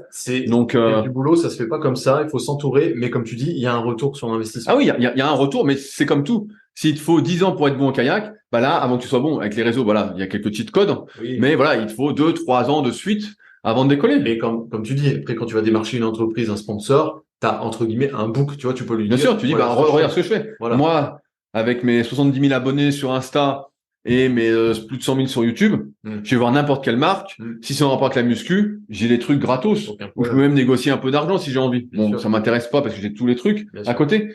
Mais voilà, c'est ton image, c'est ta marque, c'est ce qui fait que tu vas avoir de l'argent ou pas et que tu vas pouvoir faire des trucs. Et surtout dans un moment où les sports mineurs ont de moins en moins d'argent et ils peuvent faire de moins en moins de choses. C'est ce que j'allais te dire pour continuer sur le sujet. Est-ce que du coup, c'est vraiment un sport au sens large, hein, descente, au vif, tout ça, en perte de vitesse? Bien sûr. Tu connais les chiffres ou pas? En termes de licenciés, ça remplit encore chaque année ou à chaque fois, je vois des chiffres, ça m'ennuie un peu. Tu sais, on compte les gens qui vont s'inscrire dans un club ou qui vont louer, je dis peut-être une connerie à vérifier, mais qui vont louer un canoë l'été, on leur fait prendre une assurance fédé. Même à la journée, ouais. Voilà, à la journée, et sauf que des fois, bah, c'est compté comme licence pour le truc. Ok. Donc bon. Ça gonfle un peu. Ouais, bon, il y a des chiffres qui sont bien gonflés. On va surtout retenir ça. Mais c'est sur quelle pente, là? C'est en perte de vitesse. D'accord. En tout cas, le sport compétiteur est en perte de vitesse. Aux Jeux Olympiques, on voit bien que la course en ligne, c'est de moins en moins en avant. Ils ont enlevé le 200 mètres. Il y a combien de disciplines encore? Il y a la course en ligne, il y a encore... Il y a le slalom. Et maintenant, il y a le kayak cross que tu avais entendu avec Fred Reberol. Ça, c'est nouveau, par contre. Voilà, ça, c'est nouveau. Et c'est vrai que quand ils ont enlevé le 200 mètres pour mettre du kayak cross, beaucoup sont des puristes, ont dit, ouais, c'est abusé, il y a eu des pétitions, tout ça, mais tout le monde s'en fout de la pétition. Bah, une fois que c'est décidé. Moi, ça me fait toujours rire les pétitions. Les gens, ils en ont rien à foutre de la pétition. Ce qu'il faut, moi aussi, je peux être derrière mon ordinateur et signer un truc, ça vaut rien. Ça vaut zéro. Ça n'a aucun pouvoir. Donc, tu penses que au fur et à mesure de l'Olympiade, ça va disparaître? Je pense que ça va disparaître. Malheureusement, je pense que ça va disparaître parce que, et la Fédération internationale essaye de mettre des trucs en place comme, des K2 hommes-femmes, comme c'est pas mal, ça. ouais, comme des relais. Ça se faisait avant, non? J'ai pas entendu des anciens qui disaient, ah non, pas olympique, mais il y avait des disciplines. Mais après, moi, je pense qu'il y a des trucs à faire, tu vois, par exemple. Moi, je trouve que la short race en marathon, c'est super, même si tu connais rien, c'est super à regarder. Okay. Tu vois, ou même un 5000 mètres, c'est moi qui suis dans le milieu, voilà, peut-être les gens qui connaissent pas, mais ça se regarde bien, tu vois. Okay. Il y a des dépassements, des prises de vagues, tac, avec des bons commentaires. Ou les épreuves où il y a des portages, ou des Ouais, c'est ça. Ok, d'accord. Après, le long en marathon qui fait 30 bandes, je pense que là, c'est plus dur. Mais une short race, un 5000, je pense que c'est des trucs qui peuvent passer. Les relais, moi, j'aimerais bien voir des relais, je pense que ça peut être pas mal aussi. Après, ce qu'il y a, c'est que le kayak, comme on en a parlé tout à l'heure, c'est un peu inaccessible. Ça n'a pas commencé très tôt. Le travail que ça va te demander, parce que tu as commencé très tôt et donc tu en as fait beaucoup. Au début, tu n'as pas fait beaucoup, tu as fait 2 fois par semaine. Ouais. Mais au bout d'un moment, quand tu te donnes les moyens, tu es en pôle, tu en fais tous les jours, 2 fois par jour. Donc là, tu apprends à fond. Quand tu es adulte, tu en fais 3 fois par semaine avec de la chance, 4 fois. Moi, l'hiver, j'en fais 5-6 fois, sauf si je vais au Gros du Roi ou à Libourne. L'été, bon, j'en fais beaucoup plus, mais c'est pas suffisant. Moi, je vois bien l'été, je monte 2 fois dans mon bateau dans la journée, pratiquement tous les jours. Ah bah ouais, là, ça vient tout seul. Là, ça vient tout seul. Façon de parler. Donc, c'est pas accessible. Les gens, tu les mets dans un bateau. Donc, il y avait plein de pistes qu'avait proposé Yves Masson dans son podcast. Yves, à qui on passe le bonjour. Toujours un plaisir de discuter. Et il avait dit là, c'est inaccessible. C'est un sport qui est pas, toi, demain, je te mets dans un bateau. Tu dis, oh, j'y vais pas. Tu te casses la gueule tout de suite. Tu tombes dans l'eau. Et tu peux pas remonter, en plus. Non, et puis même la logistique, faut reconnaître, c'est toute une logistique. Et je vois, toi, tu dois trouver un endroit pour stocker tes bateaux. Ah ouais, bah voilà, bah ça, t'as dû aménager ton véhicule, voilà. T'as dû négocier plusieurs fois avec des endroits pour laisser ton bateau, c'était une galère. Ah, bien sûr, bien sûr. Mais c'est pour ça que je le dis dans les podcasts des fois et tout, j'invite tout le monde avec belette parce que c'est vrai que c'est compliqué. Parce que depuis, voilà, pour ma pratique, donc les kayaks avant logeaient dans mon garage et je faisais le trajet tous les jours ou tous les 2 jours quand j'y allais avec, donc, parce qu'il n'y avait pas d'endroit pour les poser. Il n'y a pas de club, voilà, il n'y a pas d'accord non plus avec la base d'aviron. Et donc, à partir de là, je me suis acheté un appartement là-bas. Donc avant le Covid, donc j'ai une nez creux. C'est dire si t'es motivé quand même. Ouais, j'ai une nez creux, donc l'été, bah, j'y reste. Et j'ai acheté depuis l'année dernière un mobil-home où je peux laisser les bateaux à 100 mètres de l'eau. Et donc ça, pareil, je le dis à chaque fois, mais si ça vous intéresse, vous êtes kayakiste, vous voulez venir vous entraîner avec belette, moi je peux vous passer l'appartement. Vous pouvez poser les bateaux au mobil-home. Voilà, il n'y a pas de souci, ils sont à 100 mètres de l'eau et il n'y a pas de vol, c'est dans un camping un peu sécure. Donc voilà. Mais ouais, sinon c'était la galère. Hein. Donc t'es obligé, si tu veux t'affranchir d'un club. Ah ouais. Pour naviguer. Mais c'est pour ça que mon parcours fait peut-être faire sourire, mais en fait, ça n'existe pas ce parcours. En fait, à chaque fois que je rencontre quelqu'un, il me dit, j'ai jamais vu ça. Bah ouais, mais en fait, sinon j'avais pas le choix, sinon j'en faisais pas. Ouais, c'est vrai. Sinon j'en faisais pas parce qu'en fait, les gens ils prennent un bateau club. Moi, ça me coûte un fric monstre. Et après, t'es dépendant du club, des horaires du club, bien sûr, etc. T'es dépendant de tout. Bien sûr. T'es dépendant de tout, alors que là, bon, bah, c'est aussi la liberté, mais ça coûte beaucoup plus d'argent. Donc, c'est pas accessible. Et donc, comme disait, de ce que j'ai entendu, je sais pas si c'est vrai ou pas, mais Nelo sont en train de travailler sur un bateau sit-on top, donc comme un surf ski, mais course en ligne. Donc, ça, déjà, même si c'est instable, c'est plus accessible. Les surf skis, c'est pour ça que j'aime bien ce truc-là. Et moi, quand je fais essayer à des gens ou qui débutent, je les mets dans un surf ski et je dis, voilà comment on remonte. Tu vas remonter quand l'eau est chaude, hein. Et je dis, voilà, là, tu vas apprendre. Parce que quand tu es dans un truc, tu peux tomber, tu peux pas remonter. Bah franchement, t'es dégoûté. En plus, c'est hyper instable. Ça donne pas envie. Ouais. Alors que là, s'ils font un truc un peu justement comme un surf ski mais course en ligne, 5 mètres 20, j'ai entendu un Nelo Viper sit on top. Bah franchement, moi j'achète tout de suite. 5 mètres 20, 42, j'achète tout de suite, je le teste. Et je suis sûr qu'il va vite, hein, parce que le Nelo 560, c'est un 46. Donc je me dis là, j'ai 4 cm de moins. Et puis il fait 40 cm de moins, c'est sûr que je vais plus vite. Alors ce sera accessible en termes de pratique parce que ce sera moins galère, mais en termes financiers, ce sera toujours accessible. Bah non, mais là oui, là ça c'est des bateaux qui sortent à combien? 9. À chaque fois, ça sort d'usine à 4 000, 5 000. Voilà, bah là en fait crise du carbone, on va dire que c'est la guerre. Bah ça monte en plus les prix. Les prix sont montés hein. Avant un bateau à 3000 balles, voilà, pour en avoir un neuf. Maintenant moi par exemple mon nordique kayak full carbone, tout ça, ça coûte 4800. 4800, donc c'est un surf ski. Après, un course en ligne, maintenant, je crois que t'es à 4002 si tu veux la meilleure construction. T'es à 4002, donc 4002, personne n'en achète. Donc souvent, les athlètes, les fédérations, tout ça, sont sponsorisés par le fabricant ou un accord avec quelqu'un qui fait une ristourne, tu vois, qui bouffe une partie de sa marge. Pour un peu comme en force à l'époque, je sais pas si tu te souviens, il y avait la marque Titan qui donnait tout le matos à toutes les meilleures nations. Puis comme là, SBD en ce moment en force athlétique, qui donne le matos à tout le monde. Et puis après, tout le monde derrière achète. Mais ouais, c'est hors de prix. En fait, c'est pour ça, personne n'achète de bateau. Ou alors t'achètes un bateau. Et ça, c'est également un truc compliqué dans le kayak. C'est comme c'est un petit sport. En fait, tu peux jamais acheter qui a essayé avant d'acheter. Moi, j'avais acheté un bateau un coup. Ah, mais c'est chaud. J'avais acheté un bateau. C'est risqué. Et sur le site, les spécifications me disaient, ah, bah, il va être plus rapide que le mien. Ah. Et en fait, je l'ai reçu. Et j'étais moins rapide qu'avec le mien. Alors qu'il faisait normalement 7 cm de large en moins, tout ça. Mais comme il était plus long, en fait, il y avait plus de frottement. Et donc, j'allais moins vite. Donc, je l'ai revendu au bout de 4 séances. Mais si tu fais des kilomètres, tu peux aller les essayer chez les fabricants. Pas forcément. Nello, c'est quel Nello aussi, il y a Patrick Surny, donc Kayak Online. Tu peux essayer. Je pense qu'il a pas mal de bateaux en stock. Sinon, il faut que tu ailles directement à Nello, au Portugal. Il doit avoir tous les bateaux pour essayer. Voilà, mais il faut que tu ailles au Portugal, hein, voilà. Fen, c'est quelle nationalité? Fen, il y a Roland qui a des bateaux test. Donc, Roland, c'est sud-africain, mais tu peux aller les tester. Alors, bien évidemment, tu dis, ils ont des bateaux test. Ils ont pas non plus tout le catalogue en test, hein. Fen, il a tout parce qu'il y a pas beaucoup de surfis quand même. Okay. Donc, Roland, il en a pas mal. Plastex, il y a Benjamin, donc Ortolan, qu'on a pas mal aussi en stock que tu peux essayer. Okay. Mais sinon Vajda, tu peux pas essayer. Par exemple, Vajda. Là où tu vas en Suisse essayer, c'est où? C'est Nordic Kayak. Okay. Donc il a tous les modèles nordiques, donc tu peux essayer. Mais c'est compliqué quoi. En fait, il faut que tu fasses beaucoup de trajets pour aller essayer. Et comme c'est cher, souvent, moi j'achète d'occasion. Donc là, je me suis fait plaisir parce que j'ai revendu mon ancien. J'avais un Storm de Nordic, voilà. Donc voilà, ça m'a payé ça. Pas complètement, mais une bonne partie. Mais ouais, c'est en fait c'est un sacré budget.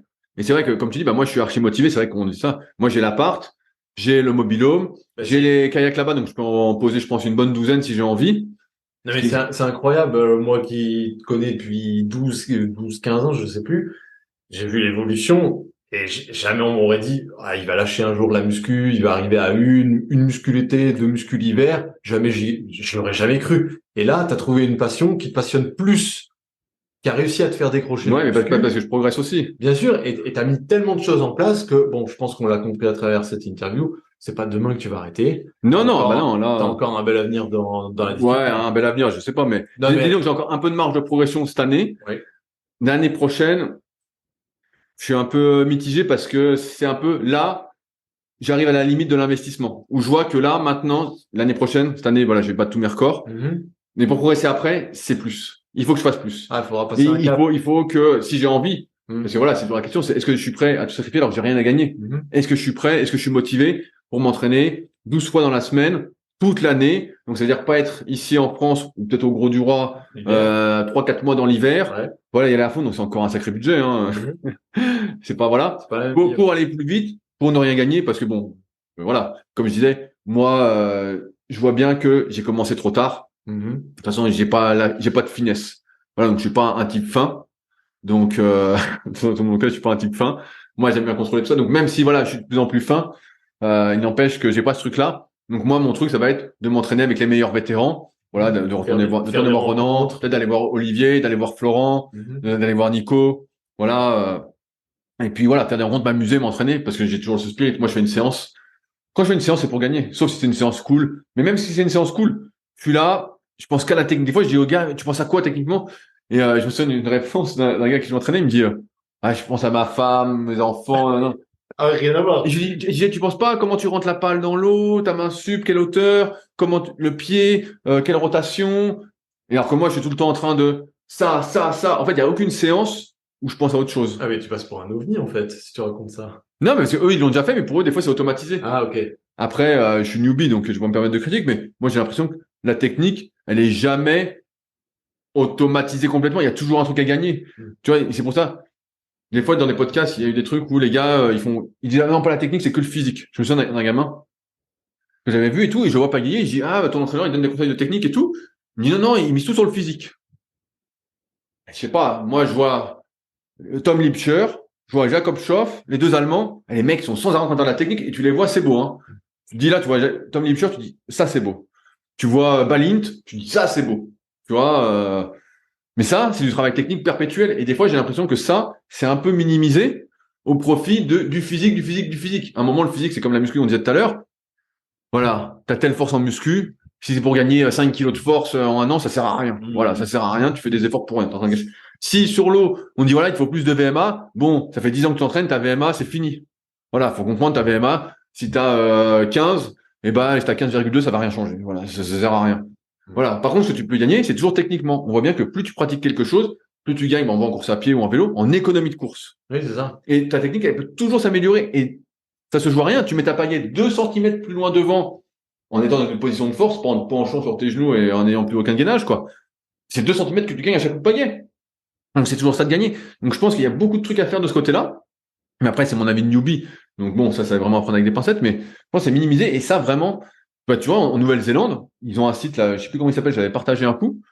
Putain, ils ont mis plein de vidéos d'éducatives, justement. Okay. Et ils disent, ils en font plein avant la séance, après la séance, plein. En fait, tout le temps. Des fois, ils montent sur l'eau, ils ne font que ça.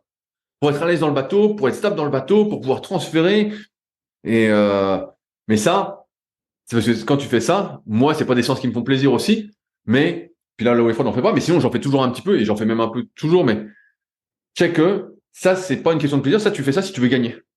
Si tu veux gagner, tu es obligé de passer par ces séances-là. Pour moi, c'est obligé. Il n'y a pas d'autre solution. Mais techniquement, on peut gagner. Voilà. Tu peux gagner devant, tu peux gagner en fixation, tu peux gagner dans plein de trucs, quoi. Puisque tu parles. Tu peux bidouiller, pareil, tu peux bidouiller ton cale-pied, tu peux bidouiller ton siège, tu peux tout vraiment optimiser. Mais ça, faut prendre du temps pour ça. Et plutôt que de faire 3 séances de 2 heures de muscu, peut-être que des fois, faut prendre ces 2 heures pour faire un truc qui va t'aider. Tu vois? Et puis 2 heures, bon, même 2 heures, ça sert à rien. Ouais. Voilà, c'est. Puisque tu parles de ça, est-ce que, avant de terminer ce podcast, est-ce que tu laisses tu réponds franchement, hein, est-ce que tu laisses la porte ouverte, éventuellement, à ceux qui voudraient solliciter tes services pour du coaching personnalisé en musculation, ou est-ce que tu es un peu trop écœuré Non, mais je suis pas écœuré. Mais s'il y a quelqu'un, ou voilà, s'il y en a 2, 3, allez, parce que au-dessus, je crois pas que je serais assez dispo psychologiquement, qui veulent gagner. Dire, qui veulent gagner, mais vraiment qui veulent gagner, qui vont pas me faire perdre mon temps. Et on va pas perdre du temps ensemble. Ça va être gagnant-gagnant. Mais moi, je suis ouvert. Je suis prêt à bouger. Je suis prêt à me déplacer. Je peux tout mettre en place. On peut tout mettre en place. Mais moi, je suis là pour gagner. Moi, je suis pas là pour faire les choses à moitié, pour me dire, bah, tiens, on fait un peu ci, on fait un peu ça. Non. Moi, je vois tout ce que je peux apporter. Et comme j'ai marqué sur le site Secret du kayak, on a fait une page coaching, j'ai pas vraiment fait la pub, parce que je veux que ce soit un peu organique. Voilà, pour ceux que ça intéresse.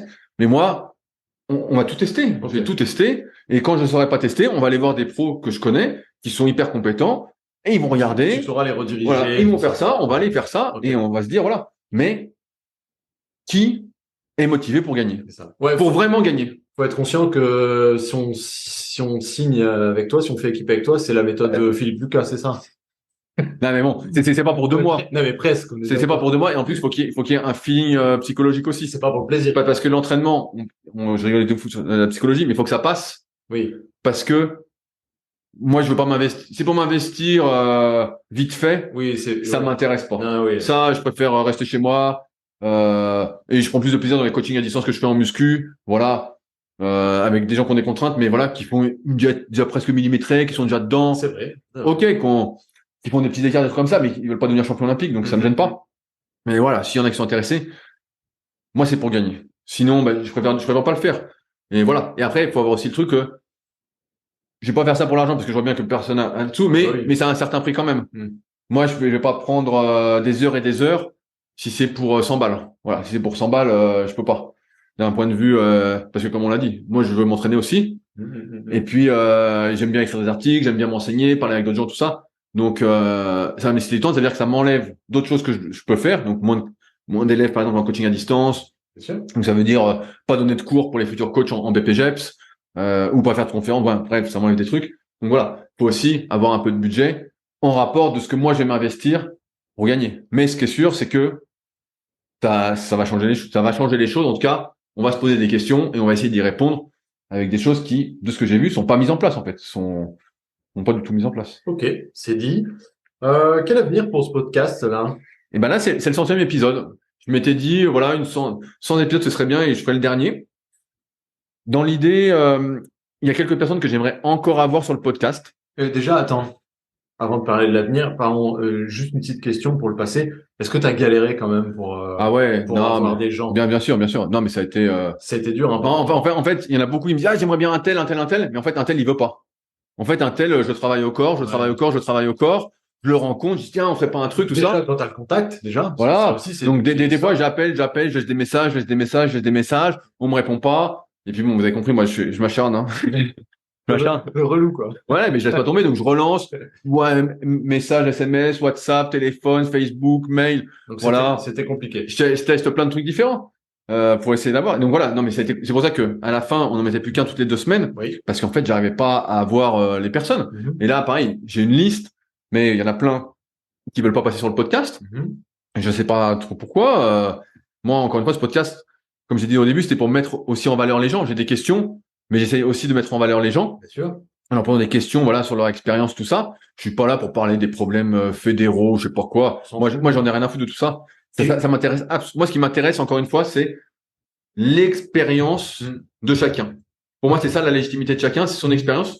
Donc souvent, je parlais de comment on a débuté, tout ça. Mais voilà, par exemple, si Didier Hoyer m'entend, si Philippe Collin m'entend, si Nicolas Parguel, Anthony Soyer, bref, j'en oublie, Pierre Lubac, j'aimerais bien aussi, Alain Lebas. Bon, bref, il y a plein de gens que j'aimerais bien avoir. Moi, je suis là pour me concentrer sur le positif et pas me concentrer sur les problèmes. Les problèmes, on n'en parle pas.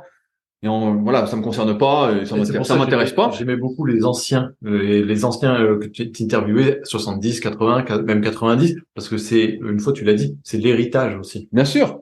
Donc ouais, il y en a que j'aimerais bien avoir, donc. Mais c'est vrai que c'était de plus en plus dur d'avoir du monde. Et puis pareil, il faut que moi, des fois on me propose des noms.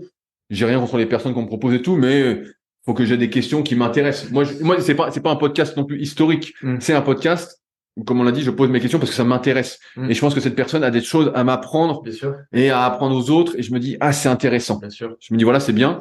Non, et puis il faut aussi que tu connaisses sa discipline, parce que j'ai vu beaucoup de propositions aussi de gens et qui proposaient dans la rivière et tout ça. Et ouais, moi, je leur ai dit, j'y connais pas assez pour. Voilà. Et puis moi, le parcours des gens, voilà, qui font un truc qui me parle pas. Je suis peut-être salaud, mais ça m'intéresse pas. Voilà, c'est bon. J'ai pas besoin de savoir que tu fais de la rivière.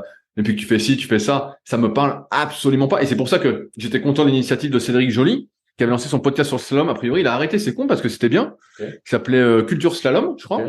Et c'était vachement bien. Bon, après, il a mis que sur YouTube. Mais ouais, c'était bien. Parce que moi, c'est pas du tout, moi, je veux, entre guillemets, les secrets pour aller plus vite. Donc, comment toi, tu fais? Donc, pour aller plus vite, quelle est ta conception? Par exemple, tu vois, j'ai vu sur mon dernier, un article que j'avais partagé sur la muscu, Philippe Collin était pas spécialement d'accord, mais moi, j'ai pas touché avec ça. T'es pas d'accord, ok. Moi, j'ai mis des hypothèses, tout ça, mais je serais intéressé d'en parler. Voilà, quel est ton recul dessus? T'as été champion du monde, donc bon, moi, je vais t'écouter. Vraiment, je vais t'écouter, et puis je vais me remettre en question sur ce que je pense. Donc, mais ouais, je suis là. Et donc voilà. Bon. Donc sur la suite, j'avais dit que je ferais le 100e.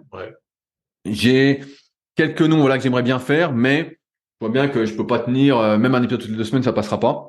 Je n'en aurai pas assez. De temps en temps. De temps en temps, il y aura des épisodes hors série, je pense vraiment. Voilà, là, il y a Jérémy Candy qui va sortir.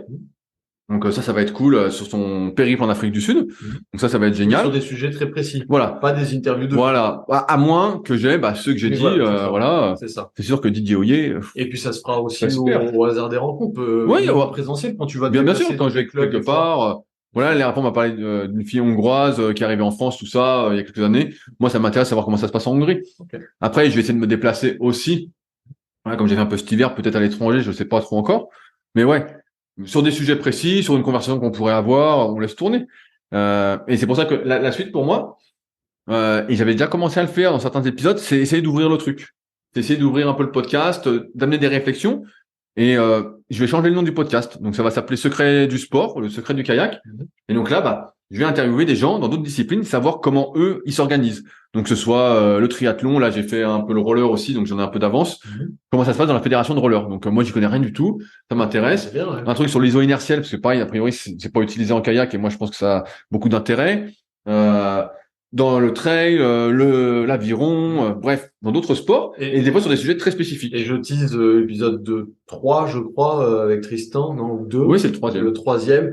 Celui-là, il fera écho à ce qu'on a dit tout à l'heure sur la notion de plaisir et la notion de plaisir et de s'entraîner, en fait. Bien sûr. Juste s'entraîner pour dire de s'entraîner avec performance. Non, mais bien sûr, donc je vais ouvrir ça comme ça, et donc de temps en temps, il y aura forcément un épisode kayak, parce que moi, mon but aussi, comme là je m'entraîne pour le kayak, et c'est ce qui m'intéresse, ce qui me passionne, c'est aussi d'avoir des pistes. Donc, ce sera orienté vers la pratique du kayak. Comment ça se passe ailleurs et quel parallèle on peut faire pour progresser en kayak.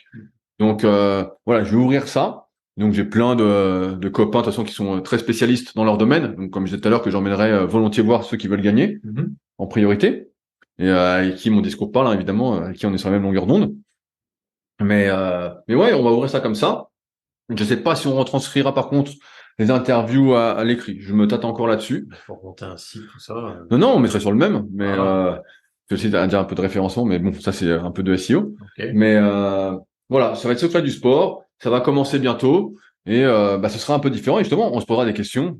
Qu'est-ce que font les autres pour performer? Est-ce que il y a des idées à prendre partout? Voilà, il y a sans doute des idées à prendre. Bien sûr. Et moi, c'est ce qui m'intéresse. Je me dis, voilà, est-ce qu'il y a des petits trucs? Parce que je pense que les secrets du kayak, en théorie, en tout cas, je les ai bien compris. Ouais.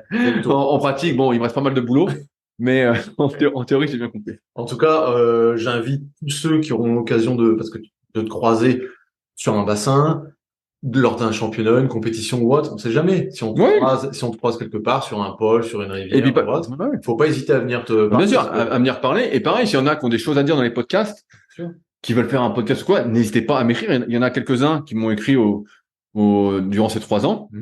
Ils me disent, moi, j'aimerais faire un podcast, j'ai des choses à dire, sur tel. Je dis, OK, on fait un podcast. Moi, si vous avez des choses à dire, moi, je suis toujours intéressé, en fait, par les gens passionnés. Donc, si vous êtes passionné d'un truc, vous souhaitez en parler, votre kayakiste, et voilà, vous souhaitez partager votre expérience, et c'est avec plaisir. Peut-être que je connais pas tout le monde. Avant, il n'y avait pas le net, donc des fois, c'est difficile de trouver des informations sur certains. Enfin, cela dit, pour ceux qui connaissent pas, t'es quand même très pro et tu potasses quand même tes invités avant. Oui, parce que je suis quand même... Non, mais tu fais pas ça en dilettante, en touriste. Hein. Oui, non, mais bien sûr. Mais après, c'est le truc. Mais bon. Après, puis j'ai Chris qui me briefe aussi à chaque fois.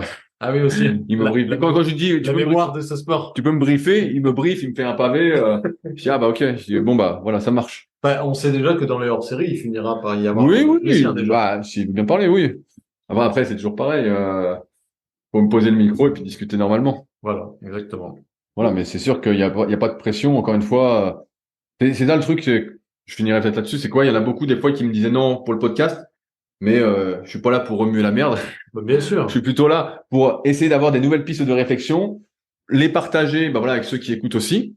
Et puis voilà, après essayer de mettre en place, s'amuser et puis s'entraîner pour gagner quoi. C'est ça, c'est bon enfant. Et ce sera le titre, s'entraîner pour gagner. Voilà. Ou alors tu disais quoi tout à l'heure? Tu veux gagner ou tu veux perdre? Non, mais ça j'ai déjà fait en leadercast. OK. Mais donc après il y en a pas mal qui m'avaient appelé justement du milieu du kayak pour me dire mais ça veut dire quoi? Qu'est-ce que tu as vu? Nanana. Je dis en fait moi j'étais surpris parce que je m'attendais. Évidemment, moi je suis toujours un peu naïf, j'ai toujours envie de croire à un spirit de malade et j'ai pas vu un spirit de malade. OK. Voilà, bon, je vais m'arrêter là parce que j'avais des trucs que je voulais raconter mais c'est un peu salaud. Je vais pas dire mais ouais, moi j'attends voilà, moi je suis là pour gagner et à chaque fois que je fais quelque chose, j'écris un article ou quoi pour ceux qui lisent. Par exemple, j'essaie de faire l'article le plus complet possible. Et j'hésite pas à le modifier des fois des dizaines, des vingtaines, des trentaines de fois pour qu'il soit encore mieux. Et pareil, quand je fais n'importe quoi, c'est pour que ce soit le mieux. Si c'est pour faire à moitié, mais je fais pas dans quelques domaines que ce soit. Donc c'est pour ça que le podcast, voilà, il y en a plein qui l'ont des podcasts qui s'arrêtent vite. Là, on est au 100e épisode et puis c'est pas fini puisque ça va devenir les secrets du sport. Mais ce sera dans le même ton. Et toujours voilà pour mettre en valeur les gens et espérer récolter c'est sûr que des informations. Pour te mettre en avant, parce que regarde, il a fallu attendre 100 épisodes pour avoir tes anecdotes croustillantes. Ouais, des petites anecdotes, c'était sympa. Parce qu'en fait, ce qu'il y a, c'est aussi, c'est que tout le monde se confie hors antenne. Voilà, c'est des fois hors antenne, ça dure plus longtemps que pendant le podcast. Donc, mais bon, ça c'est des trucs perso, voilà, ça je vais pas raconter. Mais ouais. Voilà, mais je pense qu'on a fait le tour. Très bien. Si jamais il y a des questions, voilà, des trucs que j'ai pas précisé, on peut te joindre. Tu vas le mettre en article. Où peut-on te joindre? Secretdukayak.org, il y a un petit lien contact, un bouton contact, vous pouvez écrire. Je réponds ou répondre à la formation gratuite ou au newsletter que j'envoie quand il y a un nouvel épisode. C'est ça. Et puis voilà, on fera ça, je vous répondrai au mieux de ce que je peux faire. Et puis sinon, encore une fois, vous êtes les bienvenus avec Belette pour venir vous entraîner. On s'amuse comme des fous, et surtout quand il fait beau, je pense que c'est le top du top. C'est le paradis. Hein. Exactement. T'as déjà été? Oui, j'ai déjà fait. Quand est-ce qu'on va dans un kayak? Parce que maintenant, en théorie, t'es très très bon. Faut essayer la pratique. Non, parce que tu l'as dit tout à l'heure, j'ai bien retenu. J'ai pas du tout le gabarit. J'ai pas le. Si, t'as des longs bras. Je suis trop petit. Ouais, il y a que ça. T'as des longs bras, des jambes plutôt courtes, comparé à ton buste. On peut le faire avec un gilet de sauvetage, je ne sais pas. Bien sûr. Ce matin, j'avais un gilet parce qu'il faisait pas chaud. Okay. Et quand il fait pas chaud, je mets la totale. Ah, d'accord. Je mets les manchons, les chaussettes néoprène, le collant néoprène, le haut néoprène, la veste coupe-vent, le gilet, le bonnet, je mets tout. Ouais, vaut mieux. Je mets tout comme ça, j'ai chaud. Et c'est ce que je disais à mon pote ce matin, j'ai dit, je mets tout comme ça. Quand j'ai chaud, j'ai l'impression que je suis en été. Ça me détend. Ah ouais, t'as une très force mentale énorme quand même. Parce que là, je veux dire, voilà, j'ai l'impression d'être en été. Ok. Bon, écoute, parfait. Et bah super. Et ben on se retrouve bientôt pour les épisodes suivants et puis pour les secrets du sport. Ça roule. Salut à tous. Si vous êtes encore là, c'est que l'épisode vous a plu. Dans ce cas, je vous invite grandement à m'aider à faire grandir ce podcast en mettant une note de 5 étoiles et un commentaire d'encouragement sur l'application de podcast où vous l'écoutez et plus particulièrement sur l'application podcast d'Apple. Cela m'aidera d'autant plus à accueillir les meilleurs kayakistes français grâce à la crédibilité que vous me donnerez. Enfin, vous pouvez retrouver la retranscription écrite de cet échange sur www.secretdukayak.org. En attendant, laissez glisser et à la semaine prochaine.